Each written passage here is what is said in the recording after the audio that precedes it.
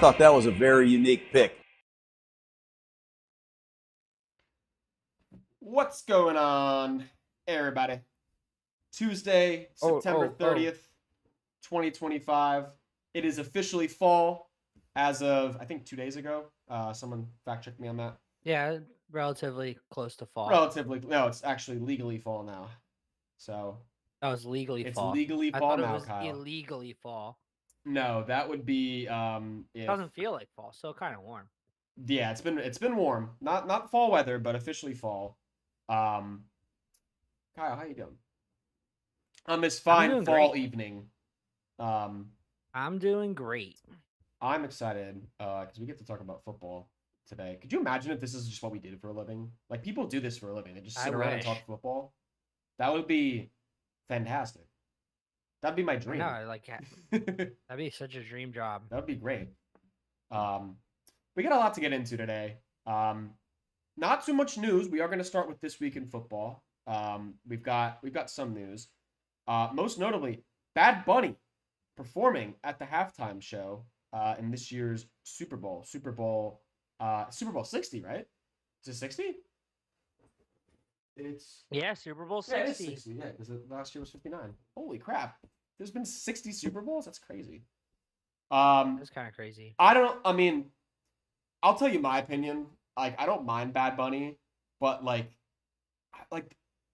think of like the greatest Super Bowl shows, right? Like Prince, Bruce Springsteen, like, all any banger Super Bowl halftime performance that has just been legendary.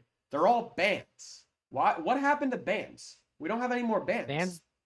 Bands don't exist no more. I don't get that. I don't buy that. They're all background bands. What famous bands are there right now? The general audience is like, all right, I have an opinion. It should have been Coldplay? No, dude, it should have been Metallica. Are you kidding me? They're like the biggest, arguably. Metallica's old. Dude, they're They're not- arguably there's they're no arguably way. the biggest band that's still touring. They're based in San Francisco, which is where the Super Bowl is being held this year. It was perfect. It was perfect. Nah, It was perfect. they want the young audience, the NFL. Dude, Metallica he would doesn't. not be. He doesn't even speak English. 95% of his songs are not in English, and I can Yeah, guarantee they want to you, appeal to the. They want to appeal to the Latinos. dude. Have you seen all? It's Latino month. What, in February? It's September is there. You see all the NFL Latino I don't pay Latino, attention to Latina that thing. commercials. I don't pay. Yeah, I know what you're talking about. I don't pay attention to that though. Yeah, with Christian Gonzalez or whatever. Yeah, I don't pay attention to that. It's just I want to play football, man. I want to watch football. But dude, like I guarantee you, over 50% of the NFL audience does not speak Spanish. So like, what are we doing? I don't know. No, yeah, whatever. I don't know. I think that's a crazy move by the NFL. Not saying I don't like Bad Bunny. I like his music. Obviously my girlfriend is Spanish, so I'm very accustomed to Bad Bunny. But I don't know. Just something rubs me wrong about it. I think he'll be good. He's a good performer. We'll see. I mean, I don't care about the halftime show. So. I mean, last year I wasn't really paying. I don't even remember who it was last year, to be honest. No, last year I really didn't pay I attention. don't even remember. I should know this. Anyway, moving on. Per Matt Zenitz of CBS Sports, the Browns are expected to make a change to their starting quarterback position. Dylan Gabriel is expected to start over Joe Flacco in Week 5's game versus the Minnesota Vikings. Good move, bad move? What are your thoughts, Kyle? I think it's a good move. Flacco is showing his age. He has looked very poorly these past few games. And to be honest, Browns really have arguably one of the best defenses in the NFL, and their offense is losing them games. So might as well get the rookie in there, see what he has. I'm sure as long as he protects the ball and he's able to make some throws, and control the clock and stuff, I think they should be fine. I will say, I don't think they could be any worse than they were with Flacco. Yeah. I will say, out of all the young Browns quarterbacks, I did think Dylan Gabriel looked probably the most polished in preseason. That being said, I mean, with Flacco, right, it's kind of like, two touchdowns and 6 interceptions through 4 games. Obviously not good. I mean, the offensive line is completely trashed. They're decimated from injuries, and they're not that good to begin with, for being completely honest. I mean, it's probably worth it. I mean, Flacco's just going to end up getting hurt at one point or another. So I honestly don't have I don't have an issue with the move. But you know, I don't think that's gonna. I don't think Dylan Gabriel is moving the needle all too much at this point in time. God, we got some major injuries again. I don't know what it is. I don't know if it's just because I'm like now in the habit of collecting information on who was injured every week, just so I can talk to the audience about it. But I just feel like there's been so many injuries this year, right? Yeah, it's been. I mean, I don't know. I feel like every year everybody says that. I feel like there's been some bad ones this year, There's been for sure. bad injuries. But well, I feel like every year there's always big injuries. It gets worse. We have two big season-ending injuries. One for Malik Neighbors, who tore his ACL, and one for Tyreek Hill, who dislocated his knee. His knee. Yeah, that was like really bad. that was bad. That was hard to watch. I saw it. I glanced when he first went out of bounds. Yeah, I was like, that foot doesn't look right. And they were like, oh boy. Yeah, I'm not a big fan of Tyreek Hill for obvious reasons, but like you never want to see somebody go through that. This like podcast respects women, but we also don't cheer for injuries. Correct. That's a double correct right there. Some other injuries. We had Lamar Jackson leave mid third quarter in their loss to the Chiefs due to a hamstring issue. Rumored, there's a chance he's not playing. I did hear that. Their bye. I did hear that. I hear they might sit him next, and then it's a week 6 bye, right? Correct.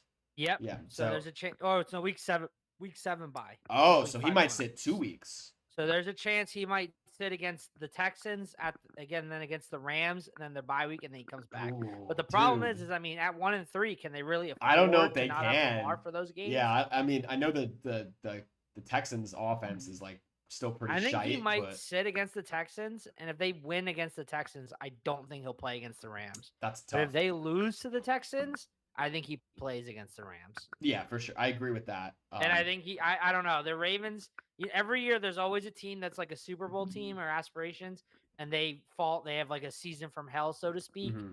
Usually it's the 49ers. Yeah, but right. I don't know. Could be the Ravens. Could be the Ravens. Right now, there really isn't a team. Yeah, I mean that falls under that category. It didn't stop at Lamar either. Like, I'll just get all the Raven injuries out in a row here. Ronnie Staley left early, did not return with an ankle injury. Nate Wiggins, cornerback, was forced out with a calf injury. They just ruled Nnamdi Madubuike was out for the season with a neck injury. And then Roquan Smith and Marlon Humphrey are expected to miss multiple weeks with a hamstring and calf injury, respectively. So, like, you just lost, what was that? 1, 2, 3, 4, 5, 6. Well, 3 starters, 1 for the rest of the season, 2 for multiple weeks, and then you have 3 question marks for your best offensive lineman, your MVP quarterback, and then your QB2. So, like, that might be tough to overcome. And this just might, like you said, like a season from hell that you just can't recover from, because it's just like, dude, everybody you're putting out there is just falling prey to an injury. Yeah. Travon Walker had to leave the Jags game early due to a wrist injury. They're expecting that he's going to miss around 4 to 6 weeks. Joe Alt suffering a high ankle sprain. That's not a good injury for the Chargers now. I mean, that's a horrible injury for the Chargers. You already had. I mean, if you watch that game, big reason why the Giants were able to upset is because they were pressuring. Shit they got Herbert. They got all over Herbert, and that was a huge reason. So he's going to be out at least 3 to 4 weeks. Those high ankle sprains. Especially for the big guys, too. They typically tend to be longer, sometimes 4 to 6, but they haven't announced it yet. Some more O-line injuries. You had Brian O'Neill, and Ryan Kelly leave mid-game for the Vikings due to knee and concussion concerns, which also played a huge role, which we'll get into in the Vikings loss. And then rounding it out, we had a couple of wide receiver injuries. Darnell Mooney had to leave early versus Washington with a bad hammy, and then Cedric Tillman, Browns wide receiver, is expected to miss several weeks with a hamstring injury. So, yeah, a lot of notable names. What is it for the Vikings O-line? How many weeks are they supposed to miss? Or are they just? I don't think. Well, Kelly's got a clear concussion protocol, and then Brian O'Neill, I don't believe they announced yet. I should have looked this up before. Brian O'Neill. Could miss games with knee injury. Specialty specialist. Oh, sprained MCL considered week to week. Okay. Ooh. So he's probably going to miss at least 1 week if I had to guess. And then Ryan Kelly has to clear concussion protocol. So not looking good for Wentz, to say the least. All right, let's get into some of these football games. And we'll start in chronological order with a game that I thought was going to be really, really like just boring, and I thought we were going to just have to breeze over this one, but it ended up being a great finish, which was on Thursday night, Seattle and Arizona. Seahawks take this one 23-20 on a game-winning field goal, nonetheless. Yeah, I mean, we got to talk about the dynamic between Kyler and Marvin Harrison, because I mean, yeah, good for him, he finally scored, but like, what was that first half? Like, that was just I mean, I don't know. I think that touchdown they scored there. You could watching the broadcast, you could feel oh, dude, the sense of relief. he was on his there. knees praying, literally on his knees praying. Mm-hmm. So I think that like I don't know. That final sequence for Arizona, honestly, I feel like it all the momentum, and the real reason why they lost that game was obviously they were sloppy in the first half. Mm-hmm. But I mean, with Kyler Murray contending for the Tua the ball over turnover of the week. Dude. But he was not the winner. We'll get to the winner of the elusive award. We're gonna make this. We gotta make this a weekly thing then. Yes, it's a weekly thing now. All right, Tua turned the ball over, turnover of the week. Turnover. Oh, is it? So it's last week. The winner was Tua. Right. With the interception that lost the game against the Bills. Right.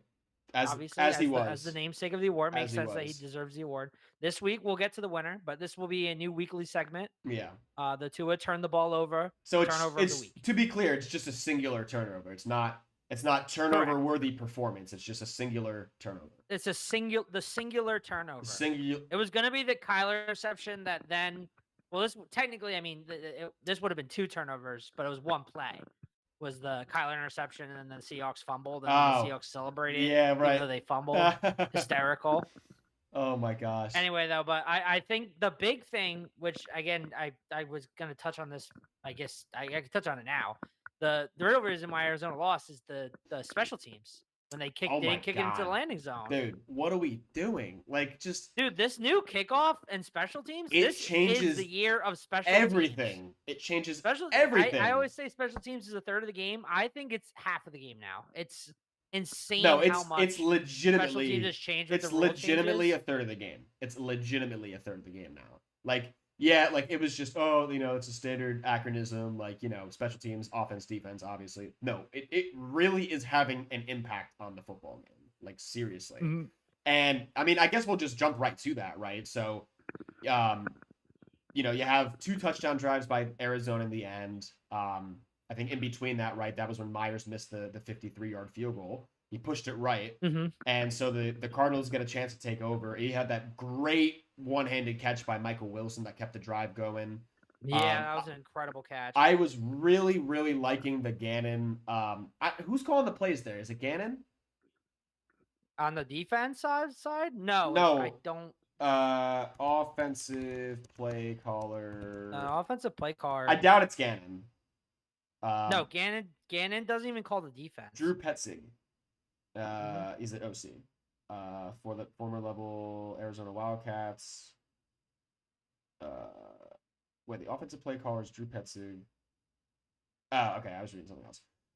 Yeah, so he was getting Greg Dortch involved. Like, I loved those little slant plays where they did like the I don't know, they got their fastest guy out in space, which is Greg Dortch. I was loving those play calls. Yeah, they looked a lot better. They looked so good. They looked so crisp. And then you had that nice slot fade to Marvin Harrison, another good call. They got down to the 7. And then they had the touchdown at DeMarcado, which was great. Little lack of Trey Benson in this game. I was expecting for him to have a bigger role. He looked good in spurts. The rumor on the street is he's injured right now. Oh, he was not seen. Cardinals did have a optional practice on Monday, and he was not seen. And they seem to be working out a lot of running backs. Okay. I, as someone who is heavily invested in Trey Benson stock, correct, is assuming I as well. he had poo poo or something. I don't know. He couldn't practice because he ate too much Taco Bell or something. You had the shits? And he's fine. I don't know. That's just my that's just my opinion. As someone who has a lot of stock in him and is trying to deal with copium with these injuries. That's your hope, brother. That's my hope. That's your hope. He's eat healthy, Trey Benson. And, eat up. And bounce back. He's the only player I have in all 5 of my leagues. Get that big Trey Benson. Get that guy some protein and some rice and some soup. Something easy. So the cards tied up. Enough about Trey Benson's diet. So like we'll take you right to the kick. So 20-20, DeMarcado gets the touchdown and they kicked it. It was short of the landing zone, right? Chad Ryland put it short. Correct. It was like a half a yard short of it's zone. Like so, how much time they have? They didn't have much time. It was like a minute left maybe. And that's like 40 something seconds. It was like 40 something seconds. So you go from potentially, and I know the Rams have perfected it. I know a lot of teams are catching on with what Josh McCarty was doing with the Rams and how it's, and even Brandon Aubrey, I saw that too on Sunday night's game. They literally they do, instead of like, sweeping across, they just club at it and it just, they dot it right at the one because they're professionals and they know what they're doing. I mean, you can legitimately hamper, like you can take 10 plus yards off your opponent's drive. Every single drive, like on average. If you just give it to them at the 35. And which is huge. It's such a big difference starting at like the 20, 25. Especially if you only need a field 30, goal. 35. Especially too with how good the field goal kicking is this year. Myers missed from 53, but I mean, he has the leg to make it. He's done it multiple times in his career. And then from 52, as time expires, he makes it and the Seahawks win. So, I mean, it was a really nice effort by the Cardinals. It was, a case of a little bit too little, too late. I mean, Chad Ryland, I feel bad for Ryland because he did have a 57-yarder in this game a little earlier. I don't know if you saw this too. This was something I wanted to mention. The broadcast had like a Baker Mayfield graphic ready to go. Did you notice that? I did. I was like, why are they talking about Baker? They had this whole tangent, right, where Michaels was talking about Baker. I think he was comparing it to Darnold and how they were both journeymen or something. So they mentioned it. I was like, all right, yeah, whatever. And then they the play happened, and then they cut to like this Baker Mayfield graphic. I'm like, what's going on right now? Crazy. But yeah, I mean, the Seahawks, they did dominate in the first half. I was really, really liking the play calling from Clint Kubiak in the first half. He had Darnold just in a really good rhythm. A lot of play action. They were, I don't know, I just felt like they went right down the field. Run, pass was just both great on both sides. Seattle's whole line, though. Yeah, we got some issues. So I think, to your point, right, you get Darnold in the play action. I think he's been selling it so well this year. He's just been selling it so well. It gives you like the extra half second you need to get the ball off clean. But when you're not under center and you're in shotgun, you notice it a lot more. Or if you're in the gun or whatever, you notice it so much more. Like the pass protection just does not hold up. And you've got talented guys on the Arizona sideline or on the defensive line that, make plays. Noticeably, Josh Sweat. I know that he had he had a play that was like not very good. I forget what it was. He was at the goal line. He like kind of gave up. He like gave up on a play. Attacked Charbonnet, it would have probably not been a touchdown. Yeah, he kind of like just. One thing for the O line, real quick. Part of the reason I brought it up. Shout out to Aaron for sending me the video. But Anthony Bradford, I think he's the left guard for Seattle. Okay. He is hysterical to watch on film. Oh yeah. This is some of the worst O-line play I've ever seen in my life. Really? He's like missing guys on his blocks. Like anytime he is blocking someone, they beat him almost instantly. There's like one clip where he was double teaming an Arizona defender, and as soon as the other guy left, the defender just ran right past him. He is some of the worst offensive line play I've ever seen. You gotta send me that. I would look it up. I'll send it to you right now, just so I don't forget. You gotta send. But it is so bad. Jeez. So shout out to Aaron with the shout out. Shout out to Aaron for the I'll shout just send out. it to you. Shout out to Aaron for the shout out for Anthony Bradford highlights or lowlights. Let's move on here. We'll go to Dublin. Take us to Dublin, Ireland. Steelers 3-1. Steelers back a little bit, Kyle. Dude, Steelers are honestly, I think they're with the rate way the Ravens are playing.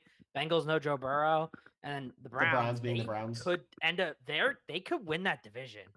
And honestly, I don't think the sport books are talking about it much. Like, because still the Ravens are very like heavily favored, and obviously no disrespect to the Ravens, but like if Lamar's legitimately out, Steelers to win the North. I'm just checking what it is If it's now. like, look, I I'll tell you saw it this: was if it's plus like 250, I might take that. I think it is. I might but I'm take just that. double Then. checking. If it's like 250, something like that. The Ravens right now, I think, are like still really high favorites to That's like even just make the playoffs. So I'm assuming. Well, yeah, to I make the think to playoffs. win the division.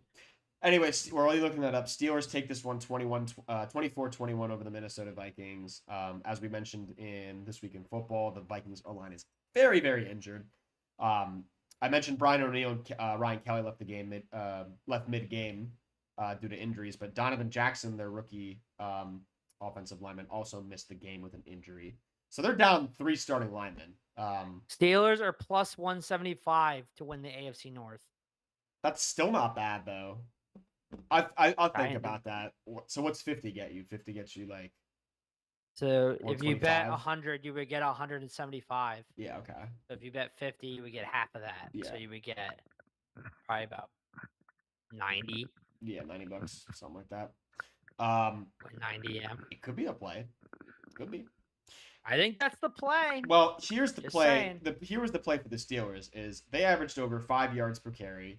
Kenny Gainwell got the start. I know you were sweating about getting Jalen Warren out of your lineup on Sunday morning. Oh my God, yeah, I drank a little too much on not I won't say too much, but I did drink.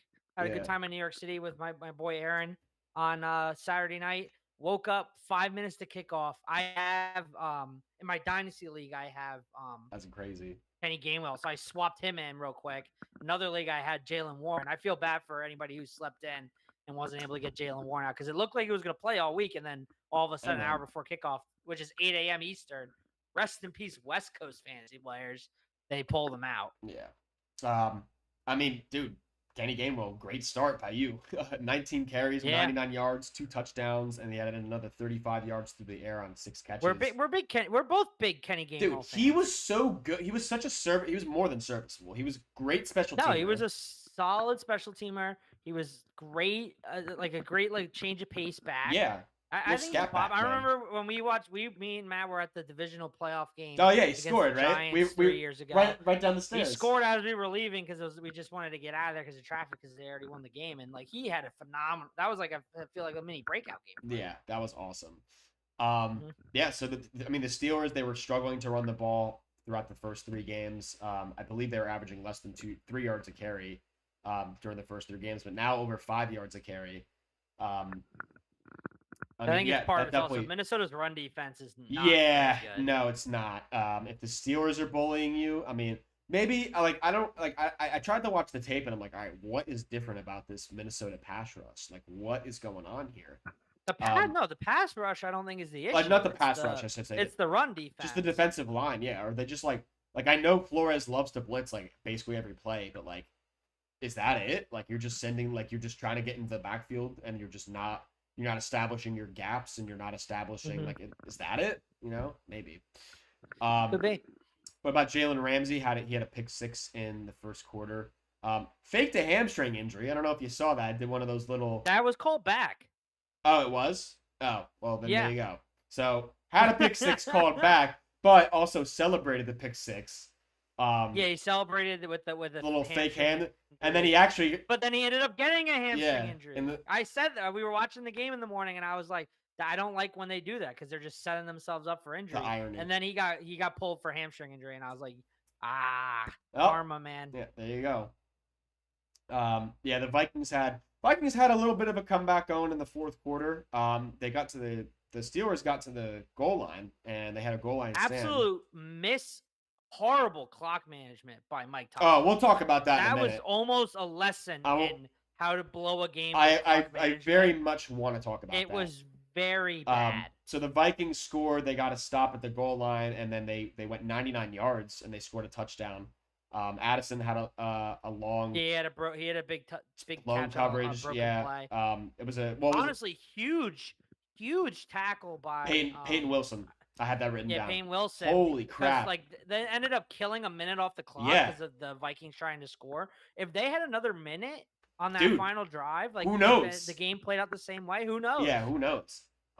Yeah, so the game got underneath, I believe it got underneath the 2-minute warning. I don't know if it did with the timeout situation, but yeah, essentially it took like a minute off the clock. The Vikings went onside, the Steelers recovered. So, right, 3rd and 5, they get a gain of 4 to make it 4 inches.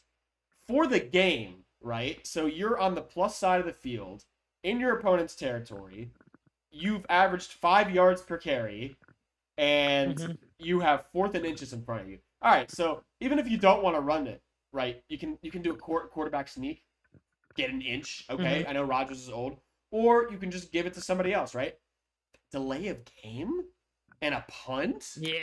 What? Oh my god, atrocious. And then the punt goes into the end zone. So the punt was a touchback. So you netted what? You flipped 19 yards of field. Even like you don't even think he was trying. It went directly out the back of the end zone. And apparently he was told to do that. Is what I'm hearing. Terrible. That's what the coach that's what the not even. Because if anything, you would want honestly even if because there wasn't that much time left. If anything, you want it hanging in the air in a return because that kills clock. Kyle, I don't know. Even if you are going to punt, it's just a horrible decision. I don't know. I don't have an answer for that. So the Vikings get the ball back at the 20. Wentz throws an interception on the first play. They said this wasn't an interception. I still did not see an angle that showed me otherwise. I think there was one where he kind of bobbled it a little bit. But threw a pick, got called back, unconclusive evidence. No, Matt. No, you're right. The broadcast was kind of bad at showing this, but there was one at the end. They showed initially, but they showed one angle at the end where it was very clearly bobbled and was not clear possession. Yeah. So I think he kind of bobbled it out. So they reversed it, and then Wentz had the grounding call that was just so bad that basically ended the game. Yeah. I mean the Vikings O-line is decimated. It's a great win for Pittsburgh, and I think you saw a lot of good things that you hadn't really seen in the first 3 weeks. Example A, running the ball effectively and actually getting, some chunk plays and some push, man. They needed push. Because they were not established, like I said earlier. The Vikings were having trouble hitting the gaps. The Steelers, the first 3 weeks, were just not establishing gaps. And I don't really blame Warren for the lack of, efficiency. I do think he's a pretty good running back. It's really hard when your line is just not really giving you too many options. So, great improvement there. Vikings they're just not healthy. They're just bottom line not healthy. You'd like to see a bit more consistency from the offense. And Wentz, I mean, God, man, what is wrong with Carson Wentz? He was so good. He was so. What happened? He was so good that 1 year. He just, I don't know. Having your backup win the Super Bowl, tearing your ACL, I think it just broke him. It's just mentally broken. That's what I think. Yeah, so Vikings are going to fall here. Are they 1-3? They are currently, 2-2, I think they're 2-2. Yeah, they're 2-2. Because they beat the Bears and they beat, I can't remember off the top of my head. Week 3, who they beat? I know they lost to the Falcons and they lost to the Steelers. I don't remember who they beat. They're 2-2. Steelers moved to 3-1. Bengals. Oh, they beat the decimated the Bengals. Oh yeah, you're right. Last week they destroyed the Bengals. So that was an entertaining first game on Sunday. We'll get into the rest of the games here on Sunday. Let's start in Buffalo. Shuffle up to Buffalo. Hey, the Saints kind of hang around in this one. But it's the Bills that took this one by a score of 31-19 over the New Orleans Saints. Yeah, I mean, you saw a lot of good things from the Saints. I mean, most notably, they ran the ball surprisingly well. Well, maybe I shouldn't say surprisingly because I'm gonna get into the whole Bills. Bills people are freaking out a little bit. I think it's somewhat warranted, but. The Saints ran the ball well between Kendre Miller and Alvin Kamara. They had 34 attempts, 189 yards. The Bills have now given up 100-plus rushing yards in every single game this season. Yeah, this Bills run defense it's kind of an issue. I'm not the biggest. This Bills defense in general, honestly, is a little concerning. I think it's something that could bite them later in the year, especially in the playoffs. especially like later in the year when the run game is a lot bigger, like with the colder weather. But I mean, right now they're still winning games. They're one of the only undefeated teams in the league. Correct. So you gotta be happy about that. But I am concerned about this Bills defense. Yeah, I mean, so 5.6 yards per play. That's 24th in the NFL. I think that's kind of masked because they're third in turnovers. So I think you're still getting that production. You're still getting the stops, I should say, when you need them as a team. But yeah, you can't keep allowing chunk plays because eventually you're going to run into a team, i.e., like the Eagles, a team that takes care of the ball and doesn't really turn the ball over all too much, or Kansas City, who doesn't turn. Yeah, I mean, your biggest foe. Yeah, I mean, yeah, you're gonna, you have your sights set on the Super Bowl here, but yeah, you first got to take down Kansas City, which is a team that historically has a lot of yards per play and historically does not turn the ball over. So yeah, I think it is a bit concerning. I think there were also some tackling issues, most notably on that touchdown run by Kendra Miller. It's like 3 or 4 missed tackles. Like, he should have absolutely not scored on that play. I mean, ultimately, the difference in this one was the Saints were just settling for field goals instead of touchdowns, and that was really the difference. Josh Allen, I mean, it's the Josh Allen show, dude. He's so good. But run after run, I mean, they just could not stop him. Yeah, I mean, I think this is an encouraging sign if you're a Saints fan. And yeah, I understand the frustrations, from Buffalo faithful. I think it's definitely warranted, but hey, you're 4-0. Can't complain about that. No, absolutely not. All right, let's knock a couple of these out of the way. We got Tennessee. There's Atlanta, Washington. Well, I think Washington's just injured. All right, let's do that one. I feel. I watched that game a lot because I was obviously with Aaron, big Washington guy. But the Washington's just really injured right now. They didn't have Terry this game. They didn't have Jane Daniels this game. Yeah, they're missing some pieces on defense.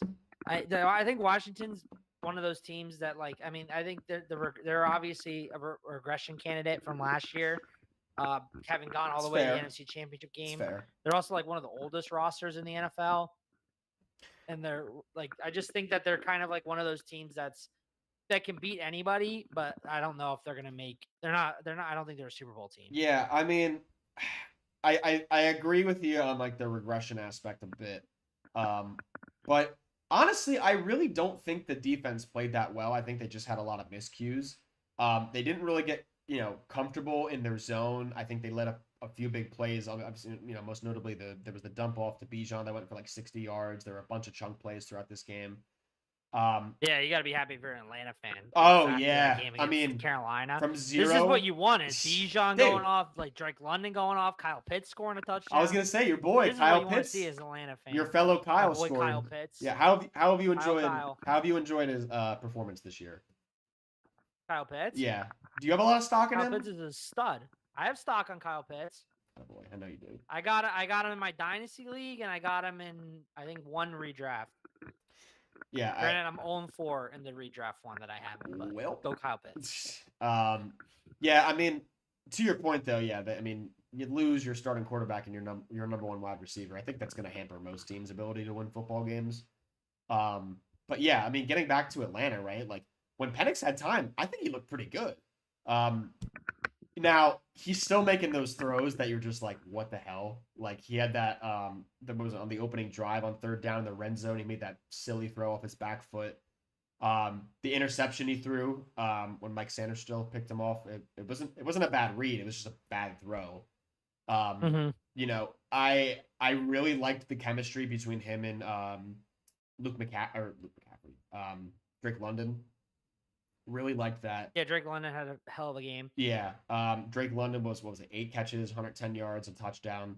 Really, really good chemistry. And then you had obviously Bijan and Algier, the 1-2 punch. That's a tough run, the Algier touchdown. That was sick to watch. Yeah. Yeah, I mean, for the Commanders, I mean, what we're really looking at is, Mariota not making a few plays that I think Daniels would have otherwise made. He had a couple INTs. He wasn't really escaping the pocket that well. I did like the added chemistry for Luke McCaffrey. I think Luke McCaffrey had a really good game. I think they should try and get him involved a little bit more. I know that he's returning kickoffs and punts and whatnot. Did you see was it the John Parker Romo try to tackle him? I forget if it was a punt. Yeah. It was on the kickoff. Yeah, he just got absolutely like he's like, I'm not doing that. Yeah, so I mean Washington got within 8 after the Debo touchdown in the 4th, but all Atlanta really needed was a field goal. And they got it after some clutch third down pickups. They got it inside the 10, kicked the field goal, put them up 10 points with 2 minutes, and they basically just made Washington burn all their timeouts. So Atlanta takes this one. Was it 34-27? Yep, 34-27. Did you have any more? But it was a blowout. Like yeah, I mean, it's not as close as the game was. Yeah, Atlanta led by like 10-ish points throughout most of this one. Mm-hmm. What did Aaron have to think? Did Aaron have any special stats? As I said before, Aaron's kind of opinion is just Washington's really injured right now, and that's why they lost. True. All right, let's go. I'm gonna knock a couple of these out, Kyle, real quick. We can knock out the Titans and Texans game. Texans win 26-0. Yeah, Tennessee. What a boring game. What a boring game. To be fair, I mean, like I had Tennessee covering because I was like, Houston's offense is so bad, but like Tennessee is so much worse. They have like I honestly like I know I said Mike McDaniels was my first coach fired. Brian Callahan, dude, he's making he's climbing up the ranks. He's making a good argument right now. Reporters, like the team just looks like their Cam Ward's getting killed out there. Yeah.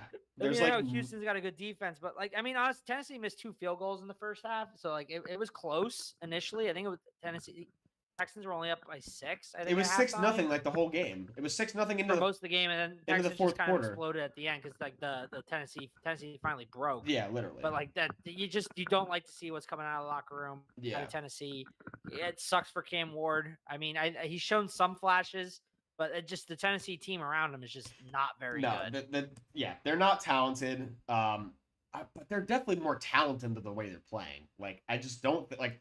It kind of feels like Callahan's lost the locker room. They really don't have any receivers. Calvin Ridley, I believe, got hurt in this game, and then they have like a bunch of rookies. Yeah, Tony Pollard's been running well, but like at the same time, like the O line's not the best. They need a wideout. They definitely need a wideout. Jeffrey Simmons, I wouldn't be surprised if he gets traded.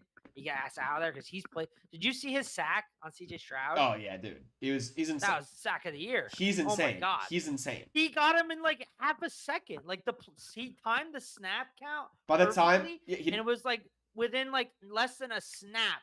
CJ Stroud was on. He didn't even have. It was incredible. He didn't even have time to go to like finish his step. My jaw dropped. Yeah, I was like when I saw that on Red Zone. Yeah, Cam Ward's stat line. I just have to read this too.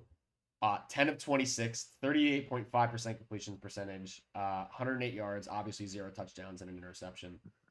When asked about how he played after the game, he said, "Ass." That's. I mean. From a fan perspective, the level of transparency from Cam Ward at least has to be comforting, in my opinion. Yeah, this guy's gonna tell you how it is. So I don't really. I'm not questioning his leadership ability. I think it just comes down to that they really just don't have a wide receiver 1, and you need to have a wide receiver 1 in this league. But yeah, I mean, dude, Callahan, I feel like the guy's lost the locker. I really do. I believe so as well. Yeah. I just hate hearing what he's coming out of reporters. There was the issue with the game against the Broncos where he like mismanaged the end of the game. It's just like I don't know, man. I'm just not liking what's coming out of Tennessee. I think he might get fired mid-season. Yeah, which kind of sucks for Cam Ward's development to not have the consistency. But I think he needs to get out of there. Good win for Texans though. They definitely needed it. Yeah, good win for Texans. Get their first win of the season. Correct. All right, let's move on to Detroit. The Lions take care of business 34-10. Kyle, I don't want to call you out, but I'm going to. I told you not to take this. I told you to stay. Hey, they look good. They would look good for most of the game. This Browns offense is garbage. I told you to stay off there, dude. Yeah, I mean their offense is garbage. All right, I watched like basically 0 minutes of this game because it wasn't on. It was the only game not on at the bar at 1:00.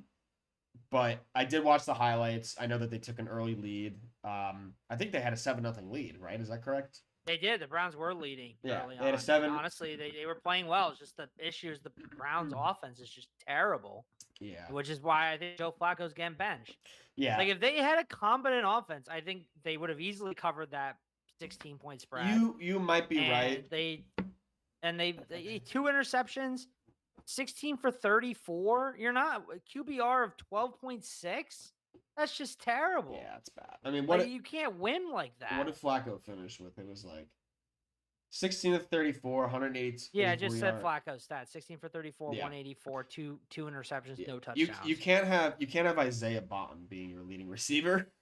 Jerry Jeudy can't catch. Dude, he had 9 sucks. targets, only 3 catches. He stinks. He can't really catch. He stinks. Cedric Tillman, who I like a lot, injured early. Injured in this now. game. Yeah, I know. He can't. Thank God. He's out now. He's on IR with a hamstring. Yeah. It's just, and like honestly, they were playing really well. I mean, they were only down. They let up a touchdown late in the second half. So it was 20-7. But then after that, like they held them to no points in the third, and then like the Lions just kind of broke it off in the fourth. Like Jared Goff only had 168 yards passing. Granted, there was Jameson Williams had a bunch of he should have had a bunch of long touchdowns, but he had a couple drops and then a couple overthrows. But no, Amon-Ra St. Brown's goated. Jahmyr Gibbs, this Browns run defense has been phenomenal, but Jahmyr Gibbs, 15 for 91. They must have put all their effort on stopping touchdown. They must have put all their effort on stopping David Montgomery, because as a David Montgomery fantasy owner, I was very disappointed with his 9 carries and 12 yards. I would not have started Montgomery. Dude, it's the Lions. I thought that was my logic. I thought one of them would do good, and I thought, oh, maybe Montgomery, the big bruiser. Gibbs is the better guy. Yeah, clearly. Yeah, I mean, it was a clinic for Jahmyr Gibbs. He had 2 scores in this one, 91 yards on 15 carries. Yeah, I mean, dude, you average 6.1 yards per carry against the Browns defense. You must be doing something right. Yeah. So the Lions cruise. Lions are back. Week 1 was a fluke. We're all wrong. All right, let's move on to. All right, let's talk about Tampa. We'll go to the Eagles and Buccaneers. So do you want to just do Carolina, New England, because that was another blowout? Yeah, sure. We could do that. I'm never picking Carolina. Drake May, top 10 quarterback, says Ben Murphy. Drake May, no. What? I can name 10 better. I don't know. He played really well, Drake May. Yeah, but he's not top 10, bro. No shot. I know. I was looking through it. I mean, I'm thinking that 10 spot every week is kind of up for grabs. I can name 10 who are definitively better. All right, go. Jalen Hurts, no particular order. Jalen Hurts, Baker Mayfield, Josh Allen, Jared Goff, Jaden Daniels, Justin Herbert, Matthew Stafford, Patrick Mahomes, Lamar Jackson, Dak Prescott, Jordan Love. Jordan Love, I don't know. Bo Nix, Joe Burrow when he's healthy. Obviously. Nix. Yeah, I take Bo Nix. I don't know. I take Bo Nix. I think once you get to that 10 spot in the top 10, it's debatable. I take Bo Nix. I think Daniel Jones so far this year, even though he had a kind of shitty one. Trevor Lawrence, that's probably that's pretty close. That's close. I don't know. Trevor Lawrence has not been playing. No, I don't think I take Trevor Lawrence. Yeah, so I just named 10. So not top 10. Yeah, not top 10. Middle of the pack in my opinion. With potential. 155.6 passer rating. 94.6 QBR. Give your guys dues. 14 for 17, 203 yards and 2 touchdowns. He gets a 2 thumbs up performance from me. I get myself 2 thumbs down for, first of all, picking Carolina in this game. And when they went up 6-0, I was like, fuck you guys. I had Carolina I'm right. as well. But I kind of changed it because of the TikTok baby. You seen the TikTok baby? The what? This TikTok baby. There's this baby on TikTok, and his dad gives him like all the mini football helmets, and he grabs one. He's currently 4-0 against the spread. Picks one every week. Will he pick Carolina? He called the Browns upset over the Patriots, over the Packers. He picked the Patriots this week. He had the Browns covering against the Bengals week 1. This is where we're at now. And I forgot who he had week 2, but he was right. This is the state of where we're at right now. The TikTok baby, he knows ball. Oh my god. This TikTok baby. Jesus, man. Does he know how bad the Panthers special teams unit is? Oh my gosh. No. Dude, this guy, I had to look up his name. More their coverage unit, honestly. Like one thing I guess I'll bring it up real quickly now, just to say that the Panthers do something right on special teams. Mm-hmm. The kickoff. One of the things we didn't bring up with the kickoff rule that I wanted to bring up this podcast is so this year. I don't know if you know this, but it's just an uncommon fact, but basically, like each team has like regular footballs for like the plays, but then there's also like special kicking balls Okay. that the kickers use, So like punters and what's for the kicking difference? kickoffs and stuff. The difference is that like the kicking balls, like normally they're like a little like it's not much of a difference, but the big thing this year is that the kicking balls normally you have to open a fresh set of kicking balls like right before kickoff, and Okay. then that's when they do the warm ups with it. This year they changed the rule that you can have the kickoff balls like worn throughout the week of practice, so you can like wear them down.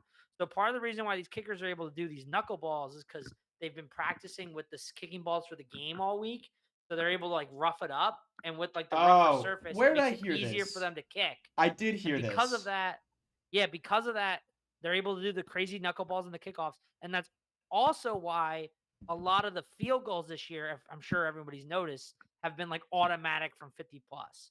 It was because of balls being warmed up for days before the game. And because of that, they're able to get worn out in the way that the kickers like them, which makes it easier for them to kick it further. Interesting. So that's why we're seeing like Cam Little obviously had the 70-yarder in the preseason.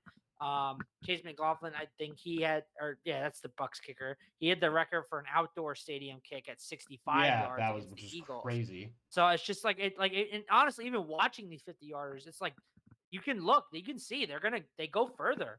Would not be shocked if we see the record broke this season. I'm waiting, not next Kyle. season. I'm waiting for it. No, I'm waiting for it. It's gonna happen. I think. Like I said with the new overtime rule, we were gonna get a tie, which we did. We'll talk about that later. But I think with this new kicking rule with the balls, which I didn't realize until this week, I think we're gonna see the kicking record get broken. I think you're right. I think that's. And again, this is why my comment about the special teams being such a huge part of the game. I think the new kickoff, and also like one thing a coach said about the new kickoff is that because of that, they're not able to practice the other special team aspects as much, which is why you're seeing way more blocks because they're not having enough time at practice to practice the kickoff and like field goal blocking and punt blocking. So you're going to see a lot more blocks this year too because of that, because there's so much more on the special team side that they need to train. Because usually the past few years, kickoffs have just been a formality because 99% of the time was kicked out of the back of the end zone. Right. That's interesting. I did hear about the ball rule and how they wear it down. I don't know quite how that works. Like it's like the same, honestly. Like I guess like the turkey ball almost. Like remember like when we got like a fresh ball. It depends on how you like it. Like honestly, like I know my football that I use like when I go to the beach or I want to throw around and stuff. I kind of like it because it's a little worn down. It's easier to grip. It's just it's all personal preference. But I guess with the kicker, I guess they just like it being a little more rough after kicking it a while, it makes it easier than like a smooth ball that's more slick where it can like slip off the foot. I'm sure you felt that with like a football that's been thrown a lot, like it's easier to grip. I think it's kind of the same deal with kicking. I mean with the turkey ball like this one that we used, that was fresh out the box, right? Correct. So I don't know, I like the feel of the fresh ball outside, like out of the box, but I think that the more the laces are worn, I think it's easier to throw. So it must be something. It's easier to grip. Like to your point though, it must be something with like the way it comes off the foot that they just like better. All that to say that this still did not help the Panthers special teams unit because they missed a field goal. They were short on a 55-yard attempt. I'm saying they.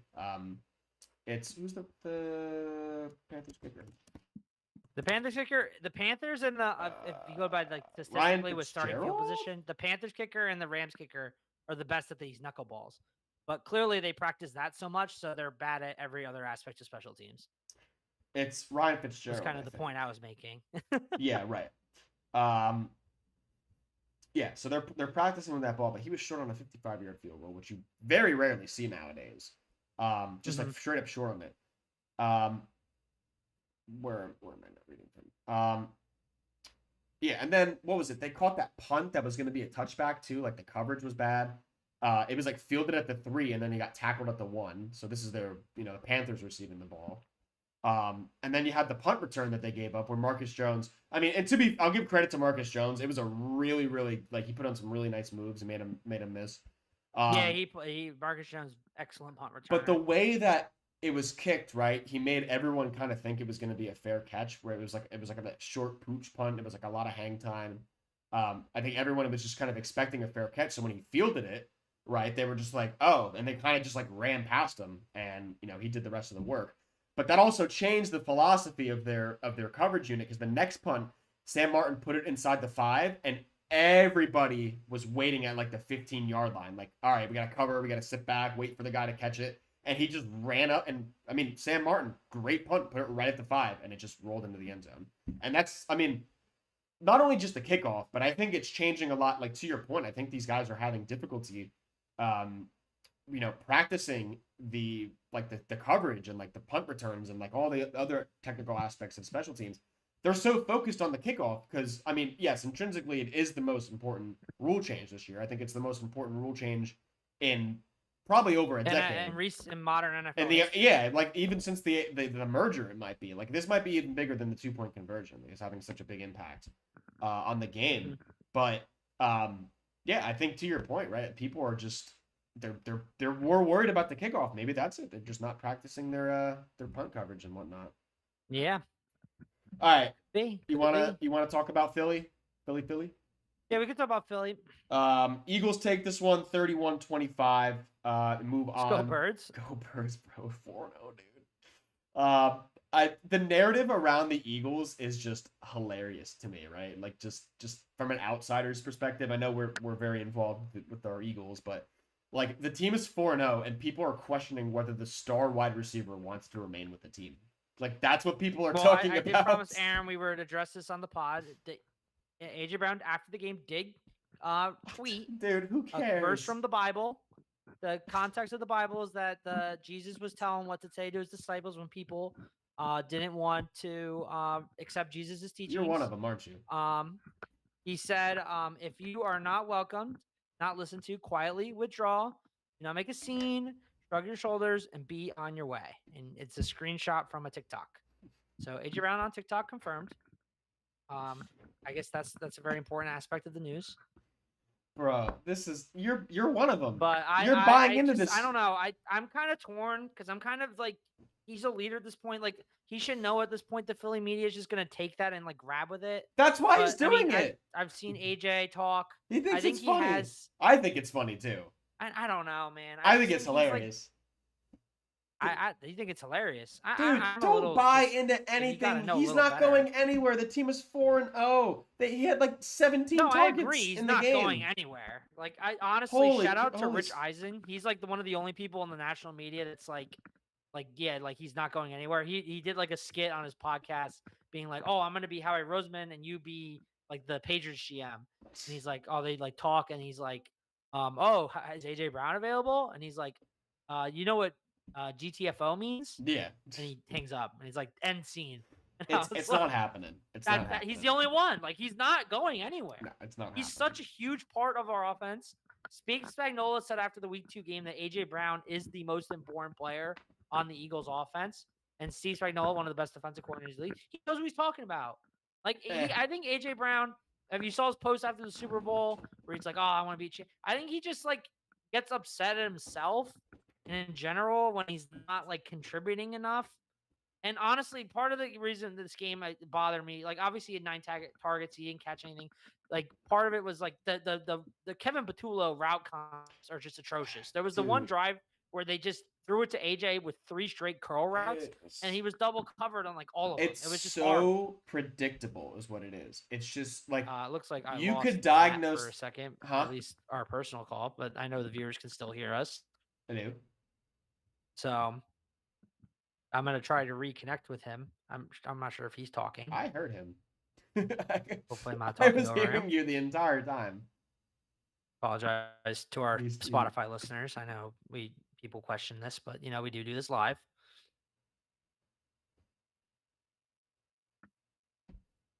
I heard. And Matt, are you? I heard you the entire time. Did you not hear me?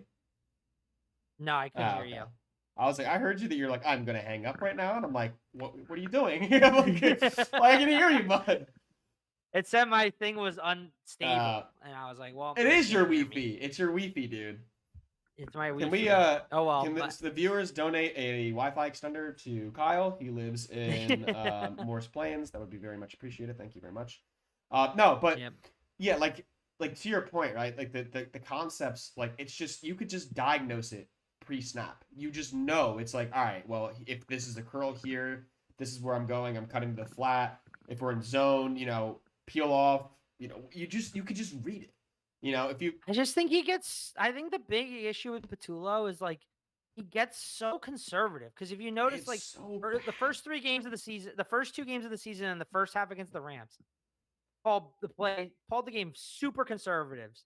He ended up winning all of them, which is great. And honestly, the second half is when they kind of opened up the playbook against the Rams the game I was yeah. at, and they looked a lot better. And then this game, the first It was half, just like that. like the little shovel pass. Oh to my God, I Goddard in the red love zone, that. That was really creative. I liked it a loved lot. it. And then in the second half, they went back to Saquon up the middle, curls, Saquon up the middle, curls, Saquon up the middle. It's like, curls. dude, So we are good. not burning time here. Like, you have a competent offense you're playing against. Like, yeah, you're. And also, like the O line, Eagles obviously great O line. That's what they're known for. The O line is very banged up. Lane Johnson left in the middle of this game. Yeah. Landon Dickerson hasn't been playing well. I think he's more hurt. injured He's hurt. than what he's led on. I think he needs to take some time I think they're going to off. shut him down. If you want my honest opinion, I think they better shut him down. I think they're going think to about the season. In the I think they're long going haul. to. Yeah, he's just. So we'll see what the practice reports say. I think you're going to see more Matt Pryor. I think you're going to see more Fred Johnson. And I mean, Fred Johnson, I think he's perfectly serviceable. No, Fred Johnson, I like. He's a lot. perfectly Matt serviceable. Pryor, I do not like as much. Well, but I mean, I guess he might be better. Guard, yeah, I was going to say you have to see. The Tyler, I didn't catch it because I was kind of watching it in the Quai box. And honestly, when the Eagles took a big lead, you kind of zoned out. Low key stopped paying attention because I thought I was very comfortable. I watched the whole thing. But then obviously the second half it turned uncomfortable. But did Tyler Steen ever come back into the game? Or did they? Well, I know he got the start. I know he left early. I remember seeing that, but I wasn't sure if he ever got back. I think he did. Let me see. Steen news. Anyway, but like Tampa, obviously, yeah, I think he did. The Heat, I think, also played a factor. It's early in the season. If you remember, after week 4, this past last year, me and Matt were calling for Sirianni to be fired. But at the same time, though, these issues in 2023 happen and they collapse. It's such an interesting component because you want to give them the benefit of the doubt because last year they started out slow and then they won the Super Bowl. But you also 2 years ago, not that long ago, 2023, they started out really slow, but they were winning games and they kind of just ignored the issues. I think part of it, I think Jordan Mailata in an interview talked about it, but I think that with 2023 with the collapse, I think they had the expectations with the Super Bowl loss, and they were just like, we have to get back. Like, we're winning. That's all that matters. It was a combination. I think this year they're talking way more about the issues, and I think they're going to get it fixed sooner rather than later. And I'm excited to see how they play against the Broncos this week because the Broncos play pretty well. And that's a good solid that is a defensive test right there, right? That's a benchmark defense, you could say. Yeah. I mean, but to your point, also the defense this year, 2023, everyone talks about the collapse, the Brian Johnson offense and stuff. That defense was atrocious. This defense with Vic Fangio is big part of why we're winning. You had 3 different coordinators in 23, so you got to think about that too. Yeah. Yeah. I mean, the Eagles in the first half, completely different team. I mean, dude, typically Jalen Hurts' stats, right? For Hurts in the first half, 15 to 16, 130 yards, 2 touchdowns. He had 4 carries for 42 yards. Second half, and I shit you not, this is true, and I did not think it at the time. Wait, I know you're laughing because you know what I'm going to say. I know. 0 of 8, 0 passing yards, 0 touchdowns, 5 carries for 20 yards. 0 of 8? We had 0 passing yards in an entire half of football, and we still won. What is crazy. This team, dude? What is this team? We block kicks. That's what we do. We block kicks. The Eagles block kicks. They had a punt block on the first possession of the game. Took it back for a touchdown. Again with the freaking penalties, bro. The taunting penalty against the Gene. No, when Coop stepped over. Oh my God, bro! He was like, "This is just what are we? It's not. How are you allowed to do a coordinated, celebration in the end zone after a touchdown where the mascot does a handstand on your shoulders while your teammates are doing a synchronized dance, but you can't flex after a first down, or you can't like walk in the direction of somebody or stare You at gotta them. think about the children, man. You gotta think about Oh the my children. God, what are we teaching our kids nowadays? It's crazy. Yeah, Need it's guns just, in school, but no guns in NFL. I mean, the Bucks got back in. You got to credit the Bucks, right? They just did not go away. They had a couple of big plays. That's been the Bucks all year. I mean, honestly, like the Bucks just like play tight, and Yeah. they every game this year they had to win it at the end of the game, which Not today. I don't Or know if not, that's a not on recipe Sunday. for long-term success. No, but I know. that's just kind of how they've been. Yeah, it's been. I mean, and to the Eagles' credit, they did get stops when they needed to, but they had the 77-yard touchdown to Emeka, then another long touchdown for Bucky. I think the Eagles were getting away with some holds too in the second half. The game was, again, it was poorly. I don't know. It's just because I'm an Eagles fan. The officiating, honestly, this week was It very so poor. bad, like across the Very board bad. again. There's multiple plays that I can bring up that were just like, oh my God, what is wrong with the refs? Yeah, just not like. I mean, it was consistent in the Eagles game too. Like I don't know. I don't know what it was. I know. See, if you're gonna be poor, at least be consistent or like I don't be know fair what to you gotta both do. teams. Jets, Miami, but we'll Yeah, yeah. We'll get to that. All right, let's. And honestly, low key Dallas, Green Bay as well. All right, let's move on.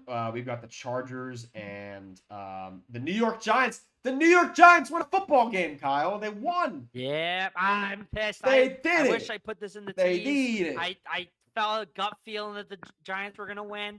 I believe I did. I believe I told you. I know I told a bunch of people. I don't know if you I was told like, me. I think the Giants are gonna win this game. I don't know if you told me, but if you said that, good call. I should have done it. I should have included it. I was like, the Chargers are pretty good, but like, I mean, hey, just Jackson Dart, dude, the aura, Jackson when Dart. he did the Madison Beer picture, they deleted. I got you hurt. Dude's got some aura to him. Yeah, dude, that was first of all, that was a wild choice before your first start to post the opposing girlfriend. Dude, and then like the Eli Manning, the girlfriend of the opposing quarterback. And he's like, "Can I get a reservation to this exclusive restaurant?" Like, dude's got aura. Dude, on your IG, man, that's a wild move. Dude's either gonna be a star or he's gonna flame out. Well, let's pump the brakes on that. Let's talk about the good first, though. So, Jackson Dart, welcome to the league. First drive, you have an 89-yard touchdown drive. You take it to the house on a very long, what was it, like a 16-yard carry? Dude was running all over the place in this game. He had another, was a 38-yard run, his huge run. He did get hurt doing the stiff arm, and it got called back because of a hold. But he was running, very, very well in this game. I think that the only knock I had on him is that he does get happy feet in the pocket a bit. Yeah, he did take 5 sacks. He took a lot of sacks, but I think that's all part of being a rookie. My only concern going forward is that, yes, while the Giants' O-line did hold up a little bit better, and I don't think the 5 sacks was primarily due to the pressure. I think a lot of it was on Dart just not adjusting or not stepping up when he needed to. My concern going forward is that I know the Giants' offensive line. I know them very well, and I know that they're not a good unit. And I know that they are one Andrew Thomas injury away from being a bottom 5 unit. So my concern is happy feet combined with not good pass protection is going to lead to an injury or something like that, or a lot of turnovers, and that people are going to be, oh, why is he turning the ball over? It's a bad. I'm like, it's 2 seconds of play. Like, come on. That being said, when the guy had time, on target, on time, most of the time, like I said, he was a very good runner. I mean, you called this. I mean, absolutely the better choice over Russell Wilson. Oh, Russell Wilson's cooked. Yeah, that guy needs to retire. That was my whole thing. That's I was like, I'm gonna pick the Giants because Russell Wilson's cooked, and like anything could be better than Russell Wilson. But like they hit the game against the Cowboys, which I mean tells about the Cowboys defense. Yeah. But anyway, I think Dart's kind of what they need. Gave him some juice. You know the Giants obviously one of the bigger market teams. Very quiet fan base when they're bad, but I've seen the Giants stories pop up on Snapchat and Instagram. The fans are waking up. They're coming out of the bushes is what they're doing. It happens every time. Well, I'll give you another reason why they should. The NFL, like honestly, like I don't like obviously I have a soft spot now for the Giants because they're my fiance's family's team. But I think the NFL is better when the Giants good. I think, or a New York team in general is good. Which Big market. hasn't been it's been a very long time. To say No, the New York least. teams have been terrible for football, but I think it's better. The Giants are still the Giants, though. So Dexter Lawrence, right? He tips the ball, picked the ball off, got him all the way to the 2-yard line. Amazing play. Yep. That guy is what Dexter Lawrence is capable of. So from the 2-yard line, they go false start, run, and then field goal. Yeah. What are we doing here? So still horrible red zone offense. Yeah, still horrible red zone offense. To be fair though, like they also really, now that Malik Neighbors, rest in peace, they have no receivers. Oh yeah, we gotta talk they have about Slayton, that. who's just kind of a guy. That was tough. Wan'Dale Robinson, that's a guy. That's gonna change the dynamic going forward for sure. Yeah, I mean, they got one thing I will say that I noticed during the game is like they weren't really trusting Dart to throw on like big spots. They were really relying on the run game. Yeah, which I mean makes sense. Dart did really well in the run game. Cam Scadaboo, really great player. Another solid rookie right now. What about But like I'm just saying, like that's that's not gonna be sustainable in the long run. Yeah, no. You're gonna have to trust. But granted, it could be part of it because he's a rookie and he's gonna gain some more trust as it goes on. But we'll wait and see. It should be a good game against the Saints this week. Yeah, I mean, look, the Giants won because the defense, obviously, we knew that. Yeah, the Giants defense is very. good. We knew that Herbert was picked off a lot. Not very good, especially when Joe Alt got out. We had the wide receivers running into each other. I know Drew Phillips picked that one and brought it back to the 2-yard line. So yeah, I mean, the Giants defense, they did what they did. They're a good unit, but hey, the biggest thing here, no turnovers, Kyle. You don't have Russ. You don't have Russ anymore throwing ducks. Yeah, no turnovers. No ducks for Dart. Yeah, I mean, and to your point, right? You're gonna have to get Scadaboo involved more. You're gonna have to get who they got involved a lot more was Theo Johnson, the tight end. They came out in a lot of 12 personnel. I really like the offensive looks on some of the plays. I think they need to commit to that maybe a bit more and just really try and sell like, hey, we're gonna run the ball. We're gonna run down your throat. Because Cam Scadaboo is absolutely that kind of running back. He's gonna drag bodies. Yeah, I mean the Chargers, kind of pump the brakes on it. I think the minus Rashawn Slater obviously and now Joe Alt for the at least the next few weeks here, definitely gonna have an impact. I think you saw a lot of good things from Omarion Hampton. He had that huge touchdown run. It was like a 54-yard run. 12 for 128 and a touchdown, and additionally 5 for 37. Omarion Hampton, rookie of the year. Keep your eye out. I mean, honestly, I think he's second in the race. Yeah, that's looking like a good take. Yeah, no, it's definitely a Mecca right now, but that's definitely looking like a good take on your part. Yeah, you had Quentin Johnson. Dude, is he back? Dude, holy crap. How good is he? So, like, I had a couple of conversations with some friends throughout the week. Most notably, it was about Ladd McConkey and how he's struggling. He had a couple of drops early. I think really what it is he's struggling to find a role in this offense, right? Like, they're going to be a run-first team. Yeah, because Keenan Allen low-key kind of took his role. role. Dude, yeah, the safety valve. Like, and he and Herbert go way back. And Quentin Johnson's obviously the best like physical receiver they have, and he's really turned on. Yeah, and now he's actually catching. You know what this reminds me of, low key? Somebody mentioned on something I was listening to, Devontae Adams. How so? If you remember, Devontae Adams' rookie year, not very good. I think he finished fantasy. I'm just gonna go in fantasy because it was a fantasy podcast that brought it up. But Quentin Johnson, Devontae Adams' rookie year. He did okay. He finished. I think he did like it was a rookie year, but he finished like wide receiver 70th or something like that. Yeah. Like he was very low. Then the next year, if you recall, Jordy Nelson got hurt. So Devontae Adams was assumed to be the wide receiver 1, and everyone's like, "Oh my God, he's gonna be so good." Terrible. He also finished like wide receiver 71st, something close to that. Then year 3, Devontae Adams is top 10 on a Hall of Fame trajectory afterwards. Yeah, year 3. So Quinn Johnson. Who knows, man? No, I'm not saying he's Devontae Adams, but I'm saying year 3 breakouts very rare. Well, dude, he's possible, and I think we are seeing that. Absolutely viable deep threat now that he catches football. I think honestly, like the last week was your last chance to buy him. I did trade Chase Brown for him. That's great. Prior to this week. That's great. Phenomenal. The Bengals are a sinking ship. I have him in Dynasty. I'm very happy about that. Yeah. I have him in 4 out of 5 leagues. I like that. So I'm very happy. Yeah, but to my point about McConkey, right? It's just kind of, it doesn't seem like there's a need for a true slot receiver in the Chargers offense as it's currently structured. I think that could change on a Yeah, if Keenan Allen's old. If he gets hurt, an Miami injury to Dolphins taking Keenan all over him, Allen. he's gonna be good. If Quentin Johnson does see a bit of decline, he actually can't keep this pace throughout the whole year. Which I mean, hey, I don't know, man. through 4 weeks, he looks good. He looks 8 for 98, a touchdown. He looks 13 good, targets. man. He looks real. He's like, I think he's a wide receiver 5 or 6 Yeah. fantasy wise on the season. So Oh, boy. point is, if you're a Chargers fan, I think you gotta take some stock. You gotta retool the O line a little bit, and figure that whole situation out. Giants fans, this is probably as good as it's gonna get right here, in my opinion. So, all right, let's move on. We've got one more 1 o'clock game, which is. I think we did all the 1 o'clocks. Oh no, you're right, we did. No, so we got. Let's go to the. We got the 4 o'clock games. Let's go to the Bay Area. Bay Area.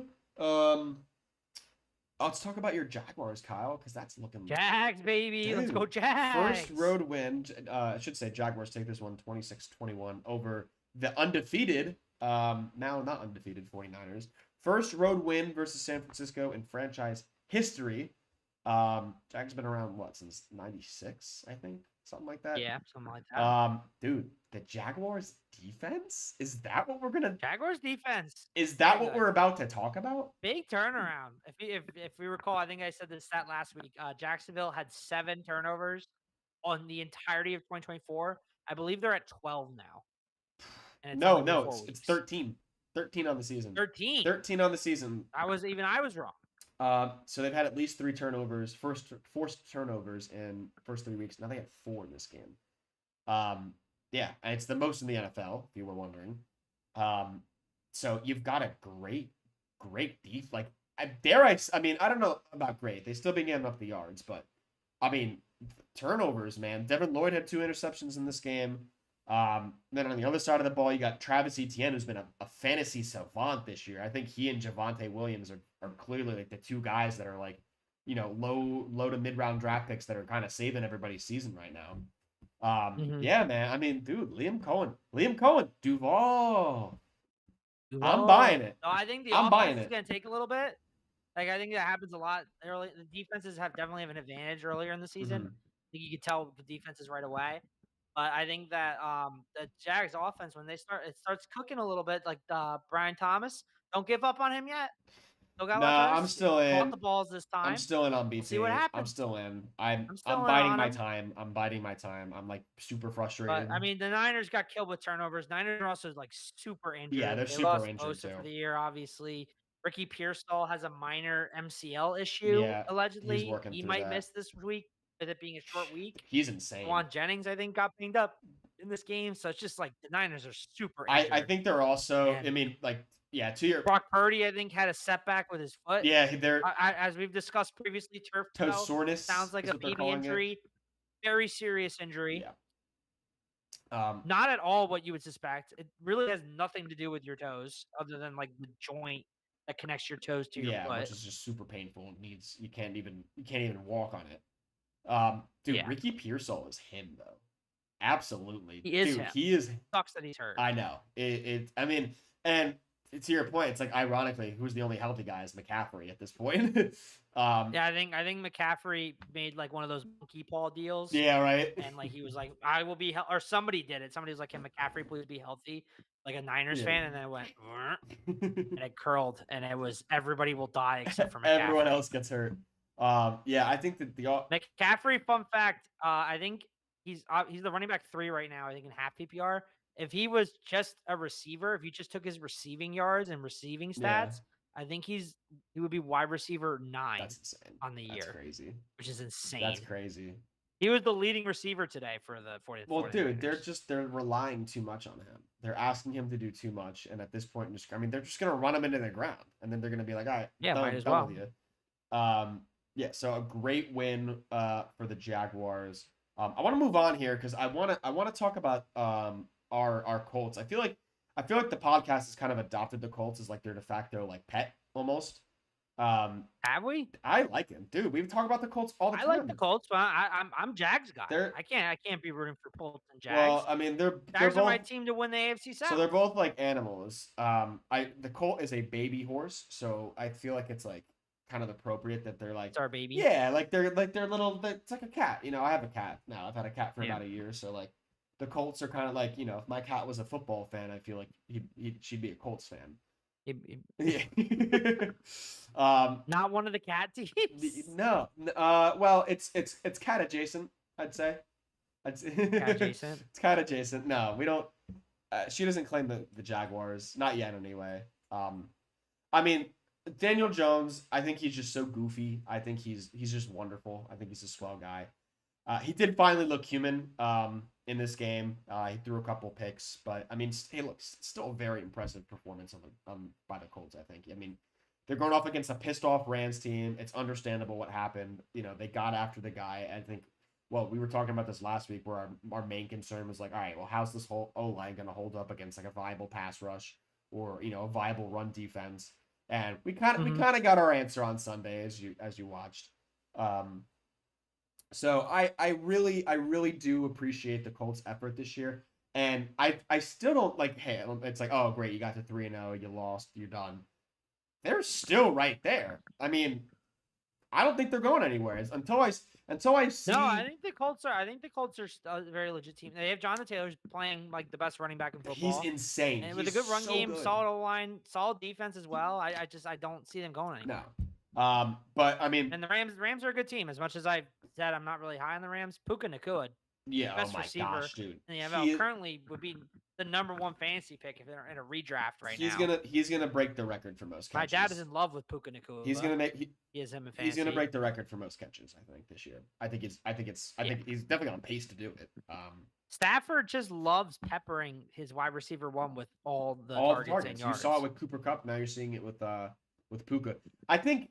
And Calvin Johnson back when he was in Lions. Yeah. Well, I mean that they kind of had to because they really didn't have anybody else. I think the top 2 receiving yards on a season belong to wide receivers that Matthew Stafford threw the ball to. It's Cooper Kupp and Calvin. Yeah. So yeah. It is. Yeah, you're right. Puka was all over this game. He had a big catch. He was pounding his chest after the play. I can confirm that the NFL has allowed chest pounding. This is not considered taunting. Not in the same category as the deplorable flexing that he was doing in week 3. No penalty was thrown, so if anybody was wondering, you now know. As someone who's in attendance for the game where he did the flexing the penalty, I was personally offended, and I'm glad that he did get. So there you go. You've heard it from Kyle. I was triggered by the flexing. The penalty was warranted for flexing, but not for chest pounding. Good that we got that out of the way. The officials are boneheads. Speaking of boneheads, Adonai Mitchell, Adonai Mitchell, the illustrious winner of the second ever. Naturally. Tua turned the ball over. Are you keeping track of this? Yes, right now we have 2 winners. I don't know if you want to write this down just so you have it, so like we could post at the end of the year. Oh yeah, I absolutely put that in the season. Well, no, how about you keep track of it and then send it to me? I'll keep track of it. Send it to me at the end of the year. Right, it's absolutely going in the season recap. I did not write it down. Yeah, but we did not do weeks 1 and 2. But I think honestly, we're gonna give it de facto weeks 1 through 2. Even though I didn't watch it because he did have just the 2. Yeah. Tua. But week 3 was Tua. That was the inspiration. Yeah. So Tua did win the award, and then this week before you tell what happened, I thought it was going to be Kyler Murray. Before you say what happened, I should mention that the Rams won this game by 7 points. With that being said, Kyle, go ahead. That being said, here let's dig into it. Adonai Mitchell had arguably could have been one of the best plays of the year. It was so good. Long catch, made 2 guys miss, running down the end zone. He's already preemptively celebrating. Takes the ball to his other hand to celebrate. Oh no! He drops it. It bobbles all the way back the other end zone, which is a touchback for the other team. Rams get the ball at the 20. Actually, just because he was trying to celebrate after a phenomenal play. Dude, I don't get what this happens all the time where they have dropped the ball right before the goal line because they think they look cool. Dude, just get it. Get over the line. Wait for the officials to call touchdown. Jesus Christ. It's just I don't know. I just don't. Very stupid. It's just bad. It's bad. No other way to put it. It's bad. Yeah, I mean, so they lost by 7 points. I don't know do you know what the outcome of that drive was? I don't recall what it was exactly. And ended up not mattering too much because I believe the Rams fumbled almost immediately. And then I'm looking at the play-by-play just because I kind of watched this one on Red Zone. So I over the radio Mhm. as well. But basically, yeah, they fumbled it. Then the Rams ended up punting. Or wait, was it this Rams punt. one? I know Kyron had the Yeah, botched is a exchange on the fumble. handoff. Rams got 4 and out, 3 and out, then 3 and out, 3 and out, 3 and out. Colts ended up scoring. So it really didn't like there was they had plenty of time to recover from it Yeah. in the end.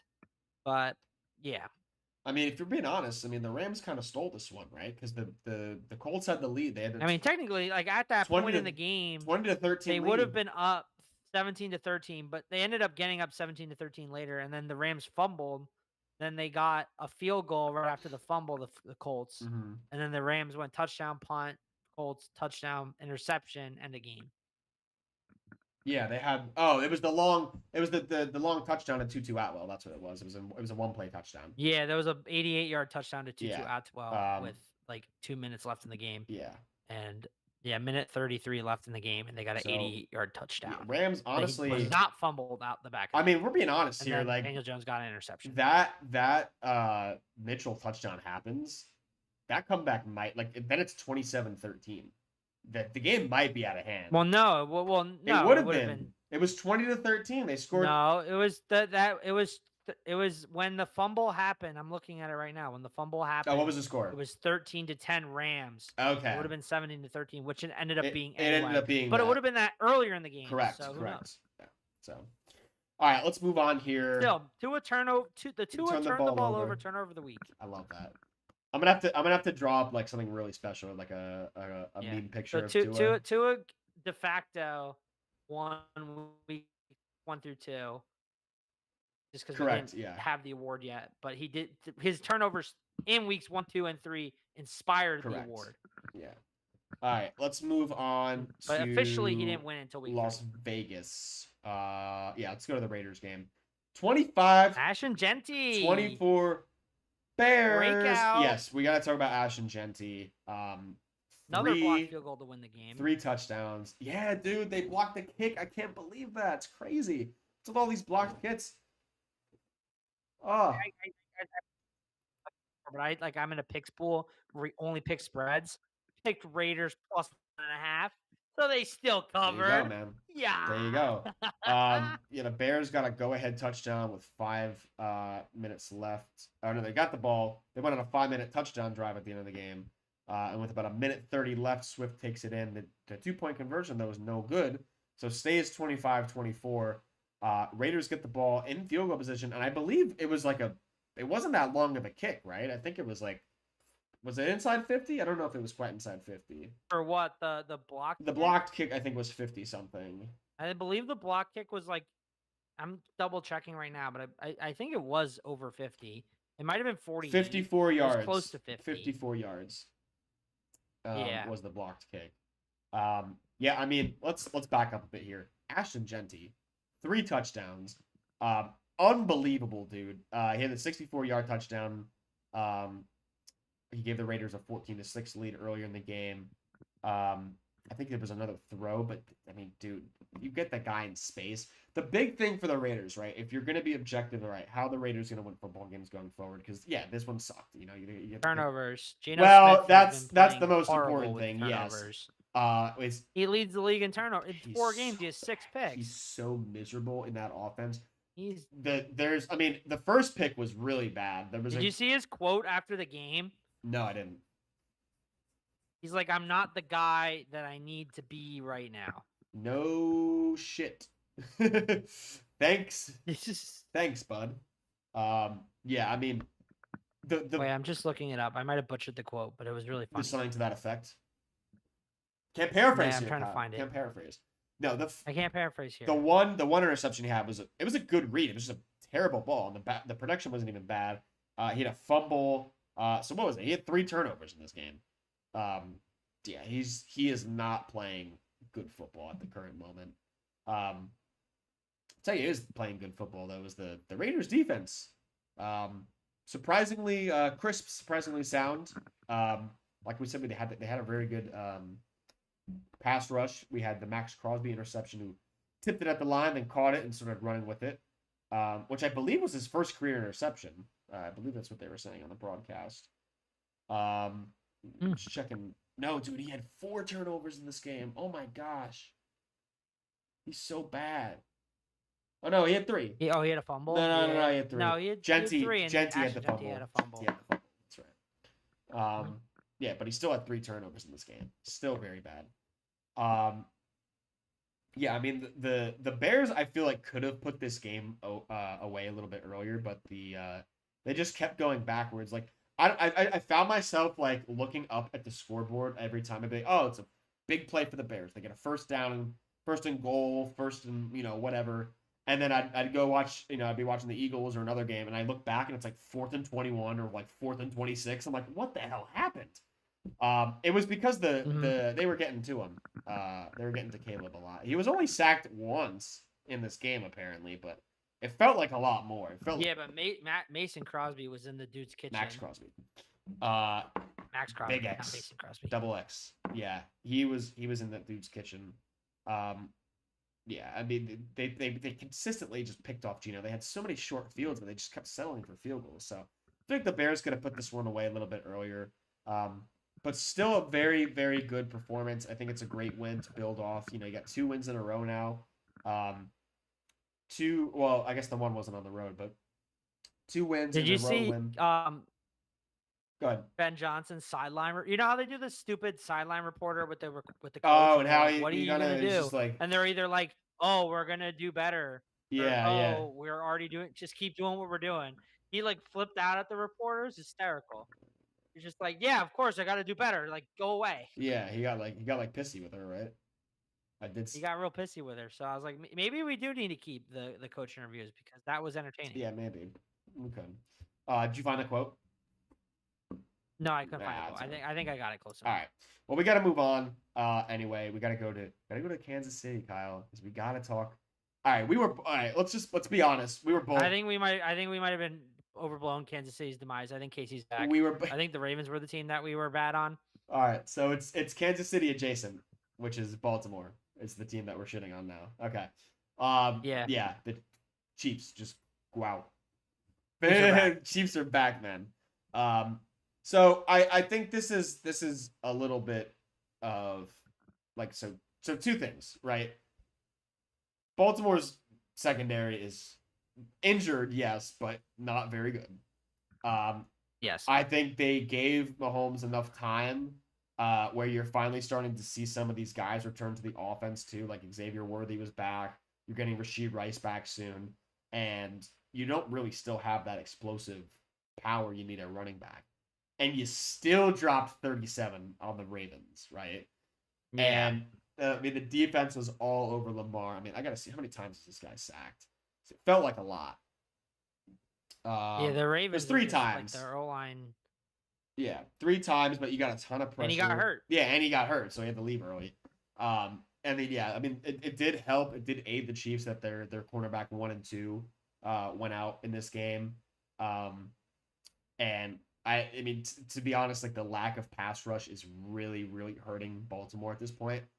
But I mean, the Chiefs just they were a machine. They looked like that machine again, where they just got chunk play after chunk play after chunk play, and that's honestly something you've really been missing from Kansas City in the past. See, really last year and into this year is that's what you were missing. Mm-hmm. No, they looked really good, Kansas City. I'm kind of shocked. The Ravens, I don't know what's going on with them. They're injured. Well, I don't know what's Derrick Henry if the fumbling issue. Is King Henry done? I don't know, man. Why he was averaging 5.3 carry. He only got 8 touches. Yeah, it's just like what? 10 touches, including 2 catches in the receiving game. He only had 10 touches. Well, I'm looking at this now too. So and they're not giving. Why aren't they giving him they did the same thing with the game against the Browns and stuff? They're not giving it to him in short yardage. What's going on? Yeah, that's the thing that's like the biggest head scratcher is like that's the biggest question mark. You have Derrick Henry, who's like the biggest running back Hall of Fame guy, and they don't give him the ball at the 1 yard line. Like what the hell? That's crazy. I mean, you had Justice Hill. At least not even like that. Like, why don't you just even even if you're not going to run with him, you don't even have him out there? Yeah, like that was also crazy too. Because there were some short yardage plays. It was like 3rd and 4th down where he just wasn't on the field, and I'm like, all right, you don't want to give it to him this play. Thinking? You don't want to give it to Derrick Henry this play. All right, fine. You have Lamar Jackson. You have other options. You're not even gonna have him out there as like a deterrent. Like, are you kidding me? Yeah, that's just not smart. Yeah, like I remember there was one 3rd and 1 that they had. It was 3rd and 1, and they had Lamar drop back to throw. I'm like, what are you? You're 3rd and 1. This guy is so literally he just dive over the pile, gets a head start, and just do Yeah, I know, that. it's ridiculous. You have Derrick Henry, who's a bruiser. Like, what? It's just stupid. Yeah, the Ravens are gonna have to. I mean, 1-3, dude. Just take pause on that for a minute. 1-3. And Lamar being out, I don't know, man. That's it's Steelers, NFC is that the play? North, Is that the play? plus 175. Yeah. I think that's the play. One other footnote from this game, real quick, was that Mahomes became the youngest player in NFL history to reach 250 passing touchdowns. Another milestone in what will eventually be a Hall of Fame career. Yeah, man. Yep. Chiefs are back. They're back. Chiefs are back. All right, now we gotta talk about this ludicrous game that happened on The Sunday tie. night. We called it. We called it tie, on the preseason baby. show. We were gonna get a tie this The season tie. because of the new overtime rules. We love ties around here. We got the tie. We almost didn't get a tie because of Matt LaFleur. Oh and my LaFleur God. game management at the end of overtime. So they got so lucky there. dude. But It was. anyway, Let's back up a bit because there's a lot to talk about here. 40-40 was the final score. It's the second highest scoring tie. It's absolutely scorigami. I love scorigami and I love ties, and we got both in one game. So I'm a happy man. And it's the Cowboys who didn't win. So great for me as an Eagles fan. I mean, you say they didn't win. It definitely was a more. Oh my God, yeah. And so I guess the obvious question, right, is who came out the bigger winner? No doubt it's Dallas. Cowboys, Absolutely. no doubt. Defense is still atrocious, but dropping 50 on what many considered, you and I included, the best defense through the first we few both weeks considered one of the best of the season. The best defense through the first 3 weeks. Yeah, like that's an absolutely huge win for the Cowboys. I mean, let's go back to the start of the game. You thought this one was going to be over really quick, right? You have the bomb to Matthew Golden, which, by the way, turned into the biggest sweat of my entire existence. I had him 50-plus yards. Through 2 minutes of the game, he had 1 catch for 46 yards. The rest of the way, he had 2 catches for 1 yard. So I'm over here sweating. Finally, he had another catch. He had a catch in overtime. That big catch on the final drive to get to overtime. Yeah. That big 4th down catch. Yeah, it was a huge fourth down catch to send it to overtime. But yeah, so Dobbs scores, and then scores again. There was about to be 14-0. Then the Cowboys block the PAT and return it for 2. So you're like, all right. Little bit of momentum going Dallas's way. They have a touchdown drive, and then they get the strip sack of Lawrence right before the half, and all of a sudden, and then they score again with like eight seconds left. So all of a sudden, you had Green Bay, who was dominating through a quarter and a half. Basically, it was like more than that. It was a quarter and 2/3, really. No, it was like a quarter till like almost a 2-minute warning. Essentially, yeah. And then all of a sudden, Cowboys have a 16-13 lead at the half. And then we're just off to the races in this one. It was just. Then it just became, and if you touched back and forth, they couldn't. Neither defense could get a stop. Extremely entertaining football. Could probably sit here and talk about it for 10 minutes. I won't, just because we're kind of up against the clock here. But Pickens had a huge game. Romeo Dobbs finished with 3 touchdowns in this game, which is absolutely crazy. Very upsetting as someone that picked Matthew Golden. Dude, I know, man. I was so annoyed. Who was guarding him? Because whoever was guarding him needed to guard Romeo Dobbs. That's the change they needed to make. Well, no, a lot of times, like one thing I did notice in this game, which like pissed me off because I did pay attention to it as someone who just traded for Matthew Golden in a couple leagues and bet on him to score, thinking that this game against the terrible Cowboys defense would be a breakout. Anytime he was on the field, it was a pass play. If he was not on the field, they ran the ball every time. And he really wasn't in the field for a lot of the red zone. So they just knew. They just knew that. All right. Like almost anytime Matthew Golden was on the field. Like I think he was only on the field for 2 run plays. Every other run play, he wasn't on the field. That's something that NFL defenses will pick up on. That's not something the average person will pick up on. Kyle did because he knows what he's looking for. I noticed they sent him in motion a lot too. Did you notice that? Like they did send him in motion a lot, which I kind of liked. But at the same time, like if you're gonna do that, why don't you use that with the running game, which they didn't do. Yeah, so it was a 3-point lead at the half for the Cowboys. Eventually, it became a 3-point lead. Right before the bell sounded, Pickens got a second touchdown of the game with like 40 seconds left. Cowboys took a 37-34 lead. What am I looking here? And then So it was kind of interesting, right? Because it seemed like Green Bay was playing for overtime at the end of the game too. They had a couple of timeouts and they just kind of sat on them, and it was a 53-yard field goal. They were being very conservative at the end, which was a big head scratcher. Yeah, they play very conservative. Even also like even in their overtime drive. Yeah, even in their overtime. So I honestly do think the Packers would have won this game if they just simply had more time. The Cowboys had so here's the question you gotta ask yourself, right? So the Cowboys get the ball first. They go on this 6-minute drive, and again, a 10-minute clock in overtime. They get all the way down. They're gonna get 4th and 1. You have Javonte Williams, who they just not been able to stop this entire game. Are you going for it if you're Dallas? Are you? I probably would have. They haven't been able to stop anything. And you know me. Granted, you also haven't been able to stop anything. That's why I'm So going for it. I guess it's kind of fair to go for the field goal No, there. that's why. That's exactly why. Personally, I am aggressive. I probably would have. So you know me. I'm usually pretty conservative when it comes to that sort of thing. I'm going for it there. Hell yeah, I'm going for it there. So they settle for the 3. Packers get the ball back with about 4 minutes left, and Jordan Love gotta have it. Matthew Golden in the clutch at 46 yards, 2 minutes in the game. Like I said, rest of the way, I had him at minus 112 for 50 plus.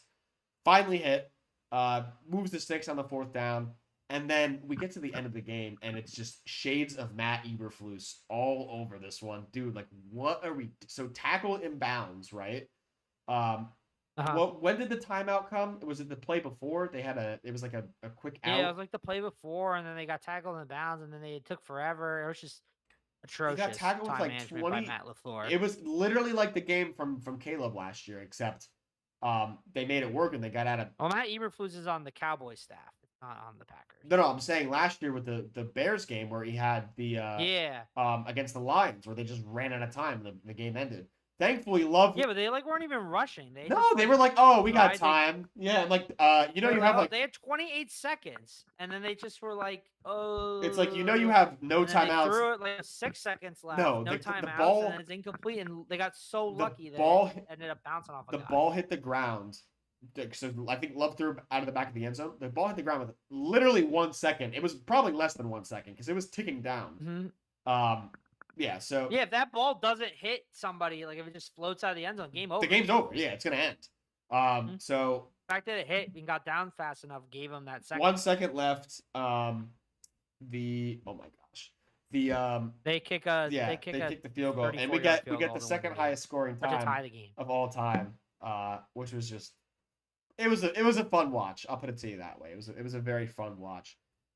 It was It was cool to see. It was cool to see the Cowboys. They're getting booed in the first half. What was it? They had the hard count on 4th down when they took the delay of game. There was a bunch of boos, and they just came back. They fought back. They had a bunch of short fields. Again, we're seeing the new kickoff rule come into effect. Kevontae Turpin, such a huge impact in this game, giving the Cowboys very good field position consistently. Yeah, and it was a very good effort by the Cowboys. And now you're starting to think, right? Green Bay, all right, 2-1-1. That's not the 2-0 team we really saw at the beginning of the year. It's not the dominant team that we saw at the beginning of the year. So, bit of a head scratcher. I mean, how do you feel about Green Bay going forward now? I mean, you take a look at their schedule. I don't know. I think it's their young team still. They're kind of experienced. I think something I saw that puts it best is like a lot of these like perennial teams that are like right now the Super Bowl favorites, like Kansas City, Philadelphia, Buffalo. They have a lot of playoff experience, so they know how to win when things aren't going right. Packers are kind of up and coming, so they just need a little more time to kind of gain that experience, especially with a lot of young players. Like they're kind of the opposite of like the Steelers, and the Commanders, like one of the younger rosters in the NFL. So I think they're going to bounce back. I still think they're a very good team, but I think hopefully this is a learning experience for them, and they look better as the weeks go on. Yeah. I mean, they have the bye coming up this week, and then they got the Bengals, Cardinals, and Steelers, and then Panthers. So, I mean, pretty few, That's very winnable. They have a very winnable stretch. Easy schedule this year. Yeah, I agree. I still think they're going to be very good, but we'll have to see. Yeah. All right, let's go to Monday night. We got 2 games. One we can kind of just breeze over. We'll get the Bengals. I mean, honestly, both of these. Yeah, they're kind of big stinkers. 2 big stinkers. All right, I guess we'll start with the Jets. Yeah, God, tough, I hate the Jets. tough week for Met Jet fans. Tough. Mhm. Yeah, that might be the toughest one in a while. This week. Dude, shout out. You know for a fact somebody flew out because they played the Marlins, the Mets, the series that they needed to win.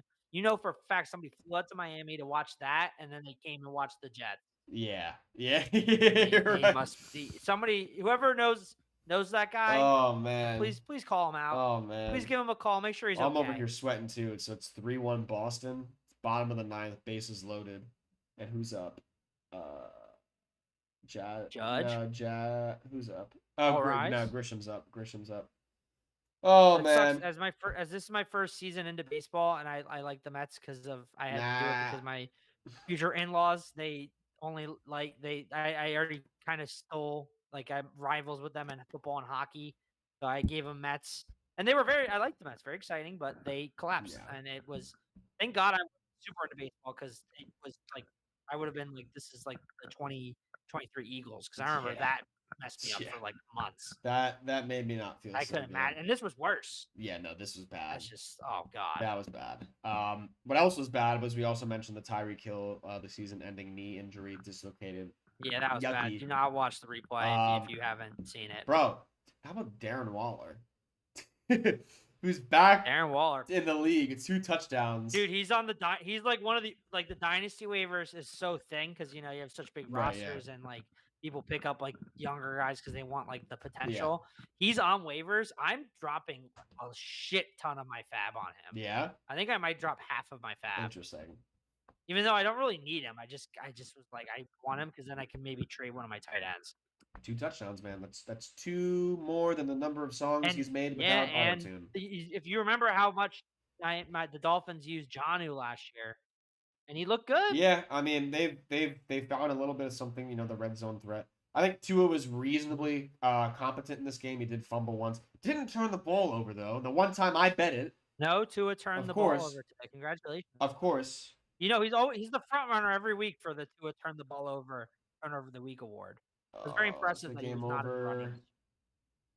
I think the game's over. I think the Yankees just lost. Anyway, the one thing about this game is the Jets had a really good opening drive, and then they fumbled it. And also, they were like, how many penalties?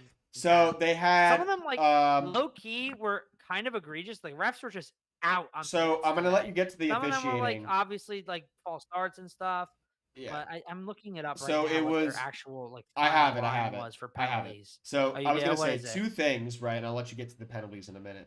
So 2 things in this game. Obviously, the Jets lost. The turnover battle, which they lost 0-3, and then the penalties. So the Jets had 13 penalties for 101 yards versus Miami, who had 6 for 40 yards. But tell me about the officiating because you were telling me that it was like not good. I saw the one play. I saw the Garrett Wilson quote unquote pass interference, which was just complete. They don't call out on Devontae Adams.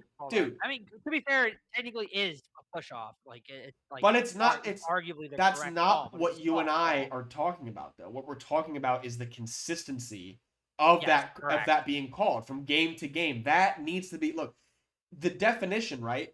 If you forcibly shove the defender and your arm is fully extended, like that's usually the benchmark for OPI. We've seen it this year where it's clearly not been called. I mean, most notably last week in the Rams-Eagles game. You saw it with Devontae Adams and then to a lesser extent A.J. Brown, but that's still technically both plays meet the definition of OPI. Why is that being called there and not here? Like that needs to be taken care of. Yes, correct. There was also there was one holding they called on the Jets, and right behind the holding was a very clear hands to the face on Miami. Like the guy ripped the helmet off the Jets player, and they did the flag, and even the announcer was like, "Oh, it's hands to the face on the Dolphins," and then they were like holding, which was the correct call, but it was offsetting penalties by a mile. Yeah. The other the hold was a hold. Don't get me wrong, right? But it was call it both. Way less obvious than the hands to the face. Yeah, and oh my god, it's just terrible. And then just the Jets in general with the officiating. Breece Hall said after the game, teams shoot themselves in the foot. We shot ourselves in the back of the head. Yeah, I mean, losing the turnover battle, 3 fumbles, and then the penalties alone. Because the Jets would have drives where they get going, and then they have a false start or a hold, and It's made a lot of false starts. And they would just kill the drive. yeah. It was just hard to watch. I mean, I thank God I don't like the Jets because like I couldn't I imagine. can't being a imagine. I Jets can't fan imagine and having rooting to for this watch team. this every week. Oh my I God! can't imagine rooting for Check this on your team. Jets. Check up on your Jets fans. Check up and especially check up on your Jet Met fans, please. I mean, yeah. And honestly, Miami, like arguably, I don't think they even played that well. I They don't just took either, advantage dude. of I all the don't Jets' either. I mistakes. really don't think they played that well either, which makes it even more frustrating. I mean, you look at the box score and you're asking yourself, like, how did the Jets lose this game? The Jets had 100 more total yards. They had more first downs. They possessed the ball nearly as long as the Dolphins did, and they were way more efficient on third downs. Like, what went wrong? It was the turnovers and the penalties. Those turnovers and the penalties. I would love to see this team put together a complete game. I would, because they're not a bad football team. I just think No, they're It's gonna the- bounce back. They're just like they're young. It's a new coach. They're cursed, man. They're just working out the kinks. They're I cursed. think they're gonna bounce I don't back. think it matters. And I think they are cursed Dude, in general. like Aaron Glenn is definitely better than a lot of the guys who've been in his position in the past. But like it's just a revolving door, man. It doesn't matter. It's just the organization's losing ways. It's you can argue all you want, like, oh, the Jets are close. You know, we've got young pieces. The O-line is set up for the foreseeable future. We got, Fashu and Membu. It doesn't matter. They're just cursed. That's what I think. It's an aura issue. It's an aura issue. And then the other team with the aura issue is very clearly the Cincinnati Bengals, who put up 3 points. They gave up. Yeah, they got. If you watch this game, they gave up. Yeah, they definitely gave up.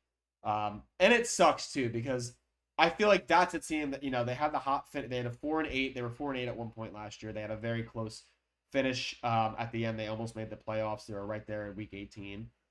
And they had a lot of changes this offseason. Joe Burrow played at MVP level last season, and they did not make the playoffs. And now this season, they had no O-line. Their defense is bad, and Joe Burrow's there. They're cooked. It's just sad to watch. I think Zach Taylor gets fired at the end of the year. But he's the scapegoat, You saw him man. fighting with Jamar Chase during this game. I did see that. The teams quit. Like you could tell. Like it was just hard. It was sad to watch. I mean, the Bengals. So I'll admit I didn't watch any of this game live either because after the Jets game I watched after the Jets Dolphins game just because I did have a bet where I needed the Broncos to cover. Yeah. Plus that was the only leg of the KTs that hit, and it was my survivor pick. So I was like, I have to go watch. Ponies. But like honestly, I watched I think 2 drives, and I was like, oh well, the Broncos. Yeah. Have the bag. I could the Jets game ended, and I looked at the score, and I'm like, yeah, I'm good. But from what I gathered, what happened to the Bengals is nothing short of the worst performance of the year so far. They might as well be an honorary Donut Club member at this point. 159 total yards, only 9 first downs. They were 2 of 11 on third down. They gave up over 500 total yards of offense. They only possessed the ball for 22 minutes, and they committed 11 penalties. I don't know how it gets worse than that. That's bad. I don't know how it gets worse than that. I mean, the Broncos are very good. One thing I said last week when I was talking about the Broncos is they have not trailed in the fourth quarter this entire season. Mm-hmm. Both their losses came on last second field goals. So, the Broncos I think are much better than their 2-2 record. I agree with that. It's gonna be a tough team for the Eagles next. It'll be a tough out, yeah. But I mean, Eagles are home. We'll see what happens. But I think that the Broncos are better than their record indicates. I think that Sean Payton in general is not that great in September. I think he gets going later in the year. So we'll see what happens with the Broncos. I'm still high on them, and I did think that they were gonna beat the Bengals team, and I kind of expected it to be ugly. Yeah. I think this Bengals team is gonna get ugly real quick. Yeah, no, it's looking bleak. I mean, yeah. Especially with their upcoming games. Still, they got the Lions next week. The Packers too. Yikes. Yeah, it's not good. And then the Packers. Yeah, I mean the Broncos did what they needed to do. They took care of business. 9 different players caught a pass for Denver. RJ Harvey and J.K. Dobbins basically split carries. I think Dobbins was the more efficient one though. So they got a nice little 1-2 going right there. So yeah, I think it'll be a tough out for the Eagles next week. Yeah, sure, we'll get game. Speaking of next week, Kyle, tell me you've got a winner. Tell me. Well, I'm really upset at myself right now because, as I said, I am in a spread pool pick. I'm currently number 2 in that. I just haven't been able to give you guys winners. I went 9-8 weeks 1 and 2, and I went 10-6 this week and last week. Dude, we need it. I just haven't been able to put it together for the We teams. need it. We need it Very now. upsetting. But I think I got us this week. All right. If you recall, last year, first 4 weeks, didn't do anything. Week 5 is when the winning streak started. You have a lot more data to look at, way better field of teams, and I think we have a winner this week. All right, lay it on us. So let's get into it. You gush it, we'll crush First it. game, we're going to Europe, the UK. This was something I debated between two things. I think I finally made my decision on it. And I think we are going to go with. No, you cut give out again, me Kyle. Oh, no, I can. I still heard you. Oh, okay, I'm not going to hear you. All right. Anyway, sorry, Spotify listeners. Europe. You're going to Europe. Sorry, Give me. Give me the Vikings plus 3.5 against the Browns. Vikings have been in Europe now since they were in Ireland. They have the advantage of being in the same time zone. It's a big trip to go all the way across the pond. That's a big advantage. Last year, one team was able to do that where they played in London back-to-back weeks. It was the Jaguars. The second game, they easily covered their spread of -6. I think they won by 25. Okay. So that's a big advantage. So just discount that. Okay. Browns are starting a rookie quarterback. Oh, yeah, that is Vikings, true. they are by Brian Flores defense against a rookie quarterback. Yikes. I do not want to be a rookie quarterback making my first start in a neutral field against Brian Flores' blitz-heavy defense. Browns offense low-key atrocious. A lot of injuries. They lost Tillman. I think the Vikings in general, I think they're better than their record indicates. They almost beat the Steelers. Granted, that was because of some clock mismanagement. I think that the fact that they're in London already, I think the Browns' offense is not very good. The other pick I was between was the under. Oh, that's also in play. Granted, it's a lot less points, and I can kind of see the Browns' run game giving them some points, and I can see the Vikings throwing a little bit better on this Browns defense. But I think it's going to be low scoring. I think if the Browns do win, I can't see it being more than a field goal. So give me the Vikings plus 3. I think you should take the under. My personal opinion, I think you should tease the under. I think these are two inept offenses. I think, Wentz has clearly showed you he's in and out of his depth, especially against a good, solid pass rushing defense. And then to your point, right, the Dylan Gabriel led Browns doesn't exactly inspire a vote of confidence for me. I mean, I like your logic though with them staying out there in Europe. I actually do buy into that. I think that it actually does give them a I think that's a huge advantage. As someone who's been to Europe with the time change, I don't know when the Browns plan to fly in, but I'm assuming it's probably Friday or Thursday or probably Friday. I would imagine based on when the Vikings and the Steelers flew in. But being in that zone for a week versus just flying in, it's rough. It's a tough adjustment. So I think the Browns coming off and also if you recall, teams playing the Lions usually are pretty beat up the following week. A little bit. So that's another stat. I don't know how it is going this season, but in general, that's been something that teams have noticed.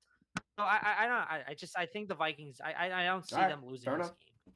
So give me the Vikings plus 3.5. I think the advantage of being in Europe is too big for the Browns to overcome. Rookie quarterback in their first start against that exotic blitz look from Brian Flores. I just don't see how the Browns win by more than a field goal if they do win.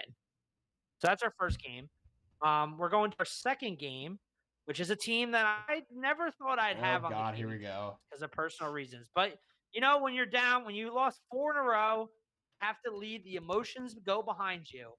And give me Dallas. I think it ends up being plus 4.5 against the Jets. Dallas looked really good, as much as I hate to admit it, against the Packers. They're definitely riding a high off of that because I know it was a tie.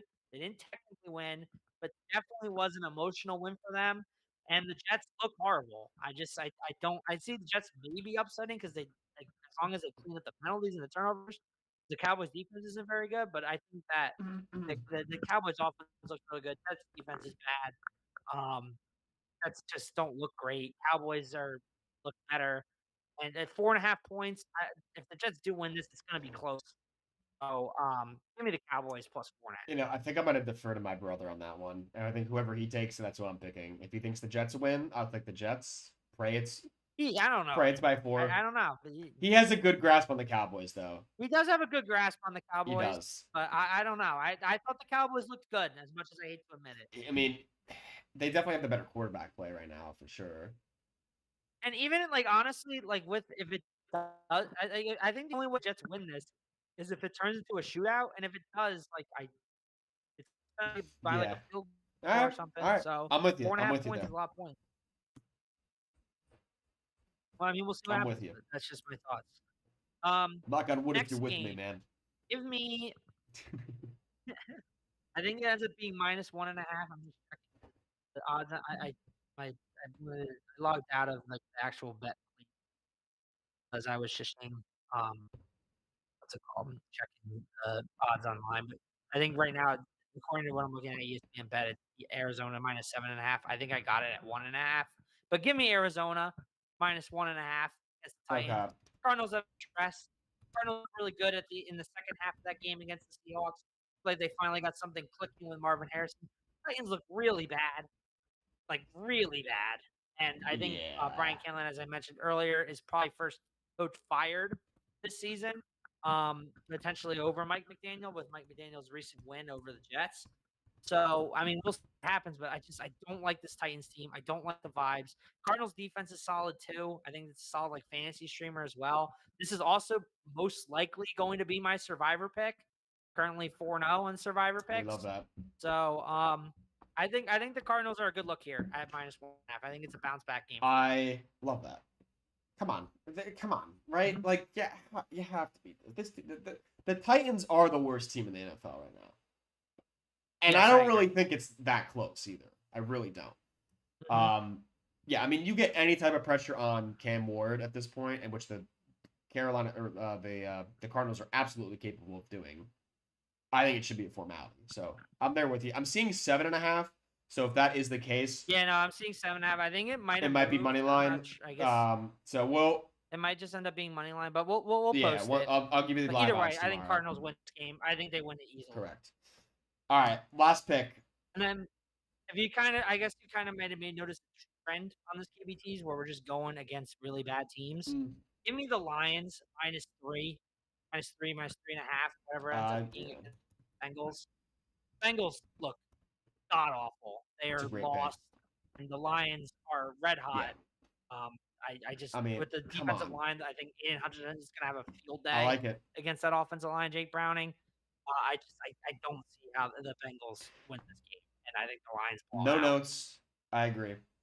Give me Detroit. Just a recap, we got Vikings +3.5, or want to go the under. I think Either has play. Wars I think either has play. I play. think whatever you is the better I think feels. the under would end up being under 4.5, Yeah. but I think either Wars is fine. I think then it's Cowboys.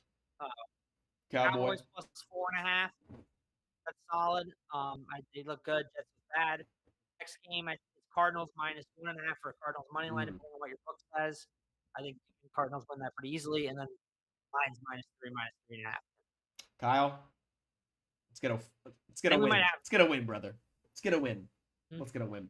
All right, let's look at the rest of week 5 because there are some interesting games. Thursday night. This Thursday night game I thought was going to be a little bit better, but just with all the injuries going on the side of the 49ers. Yeah, the Niners. The Lions. Yeah, 3.5, I think. Half. Yeah, so 49ers at Rams Thursday night. Yeah, like Kyle said, opened up a lot closer, but now that we're not too sure, a couple days out, we don't know about Purdy, we don't know about Ricky Pearsall, we don't know about Jawan Jennings, so I think there's going to be some more minor line fluctuation. You might see some more points moving depending on who's in and who's out. I like the Rams in this one. I think I was going to pick the Rams regardless of who was playing anyway. They're the better team. They're the healthier team. And McVay a short week. I mean, come on. Can't go against that.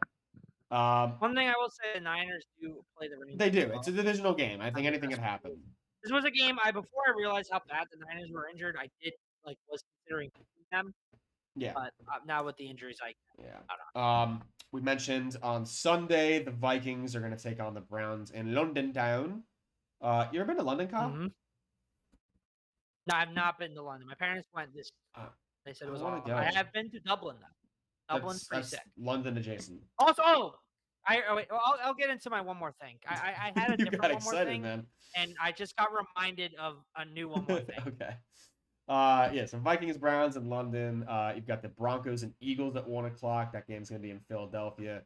Yeah, I mean, like we said earlier, it's gonna be a test for the Eagles. You know, if they can put together a full game on offense, I think they win. But I mean, hey, Denver's playing really, really well right now. So I don't want to put it in. I don't want to put it out there, but like, I think Denver could win. You know.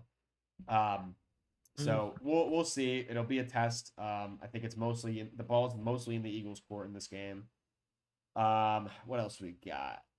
We've got the Texans Ravens should be interested, especially if Lamar doesn't play. yeah. I'm actually. Hey, I their guess the line's already moved. favorite. As Oh Lamar's my! not playing. Houston's favored by 1.5. Houston's the favorite in that game, bruh. Yeah. Oh my gosh, that's what. Could you imagine a home loss for the Ravens versus the Texans? That would not be good. Oh Lord. You got the Bucks and Seahawks at 4 o'clock. That's going to be a good game. That's going to be a real good game. I kind of like Seattle. Wow, that's going to be a good game. Yeah, I don't know, man. That's going to be. Those are two good offenses right there. Buccaneers. If you recall 3 wins, I think the teams they beat are they're bad. Like 2 yeah, they're bad. I'm looking to take, and I mean the line reflects this pretty good. I mean, basically what Vegas is telling you is this isn't even a match because they're a 3.5-point favorite. So what they're telling you, it's a pretty close game. Yeah, I think I'm with you, Kyle. I think I'm leaning Seattle in that one for sure. Just because they're banged up too, and the Bucks are banged up, and the Bucks have been playing everybody really close. The Seattle team is really aura. solid. Really, that's like an aura pick right there. What else we got? 4 o'clock. I don't know. Baker's the aura master. I'm not sure if I love Baker. Logic. I love Baker though. No, the aura pick would be the Buccaneers. Yeah, you're right. We got the Commanders and Chargers at 4:25. I don't. Be an interesting game, especially if Jaden. Yeah, we don't have a status. We don't have a status yet on Jaden Daniels. I'm not sure what they're thinking about him. Or I think Terry's going to be out though, right?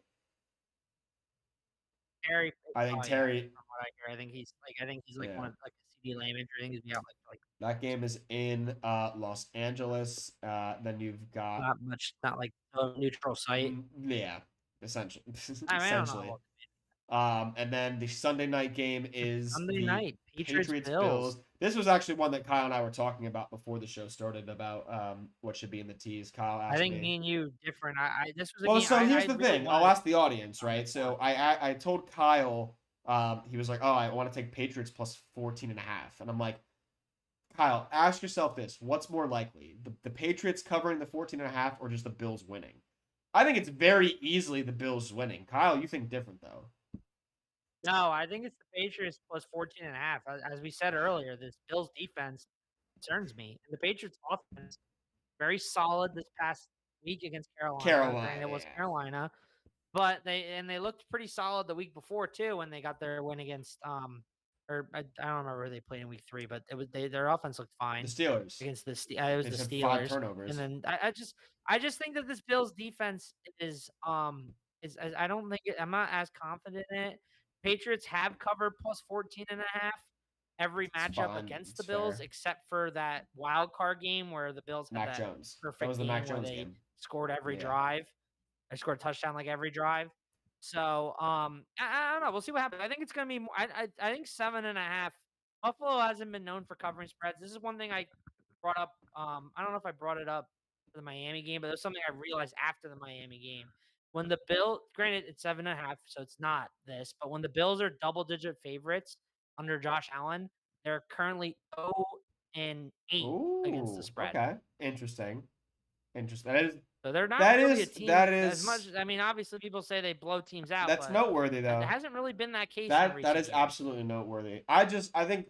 Well, look, there's a lot of leeway. I think it's very likely that the Bills win and the Patriots cover 14.5. So I don't think we're saying much there in terms of whatever. But no, I think that's probably most likely. Another thing, Patriots cover 14.5. Another thing is, I mean, the Patriots are really up there in the league in turnovers. I don't know what the exact number is, but they've made a lot of turnovers this year, and the Bills, as we said earlier in the show, are third in the league in turnovers. So, and they're home, and it's Buffalo, and I don't know. I got a feeling. I'm not saying they're gonna get blown out or anything, but I do think that matters, right? Because to your point, what you're trying to say is that they do take care of they move the ball. You know, they've been playing really well on offense. It was like the Bills' record right now.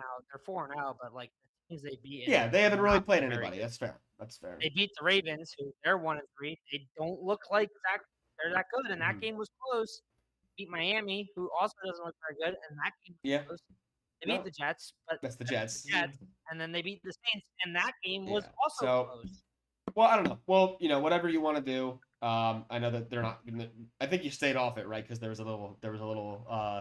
I did end up That's staying fine. off of it. But Um, I like the other picks. what about the Monday night game? Holy crap! Look at this. I think this is a game. Chiefs and This is gonna be a Jaguars. big test for the Jags. Woo! Test to see if the Chiefs I'm are excited truly about back. that one, man.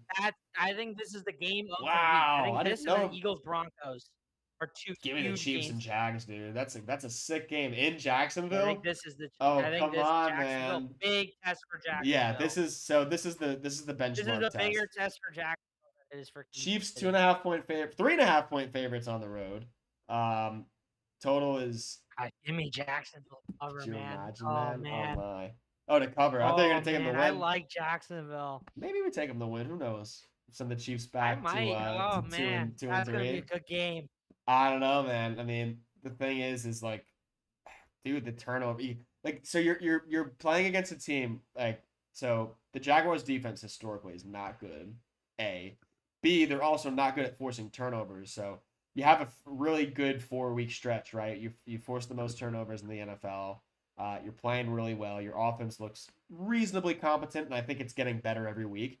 But now you come in and you're playing a buzzsaw like the Chiefs, who just whooped arguably what people thought were the best team in the AFC, besides the Bills, maybe, to this point. And I don't know. they though. don't Turn the ball over. I think it's more Ravens not that good. I think it is, but also like this is a team that just does not turn the ball over, and that's been your bread and butter this year. You played the 49ers close. You only won by 5. You forced 4 turnovers. Typically you're forcing 4 turnovers, you're going to win by a little bit more. So I do think the Chiefs ultimately win this game. I think Jacksonville covers? Yeah, sure, why not? I think they could lose 20. I see like 23-20 or something like that in that range. Yeah, I could see something like that. So, but absolutely worth the watch, in my opinion. Definitely game of the week. Yeah. First week with buys, before we get into one more thing too, we have the Falcons, Bears, Packers, and Steelers are on a buy. So if you are a fan of one of those teams, you will not be seeing your team play football this week, which is sad. But you've got a lot of good games to choose from. So take your pick. All right. Let's wrap up here with one more thing. Kyle, I know you said you had a couple, so let me hear him. Well, I have one, and then I remembered this was something I wanted to bring up when we were talking about the Dublin game. So I'll just bring it up very briefly, and then I'll get into my actual one more thing. Okay. So Greg Olson during the broadcast mentioned that he had a Guinness for the first time in Ireland, and he said he hated it. So Greg Olson sucks. He has no taste in beer. I am a very big Guinness fan. I've had it before Ireland. Wasn't a big fan of it. In Ireland, it is a much better beer. It has turned me on Guinness in general. Guinness is a phenomenal beer, especially now that's starting to get a little colder. Yeah, man. This is prime Guinness season. Correct. Once we hit like a 60-degree day, October, post until it gets into springtime, even in the summer, I'll drink a good Guinness. I don't know about that. Yeah. We're entering prime Guinness season. Yeah. I'm very excited for that. That's my first one more thing. I was gonna mention it in the other, but then my actual one more thing is I'm a big Madden guy. Most people that know me was my big thing in college. I would play Madden on stop. Added a little drinking to it. It was a fun little drinking game. Madden was just bought out by the Saudis. EA Sports Wait, what? was bought by the Saudis and Jared Kushner for $52 billion. So EA is going private by the Saudis. Jared Kushner, and I don't know what this means for Madden. I mean, now it's not like shareholders, but it technically is like Saudis and private equity. So EA could just go down the toilet, which could mean the exclusive license goes up to a different developer, which would be Oh sick. my God, yes, I'm very please, interested to see what please, happens. please, please. So That we'll needs see. to happen. We'll see what bro. happens. I would so.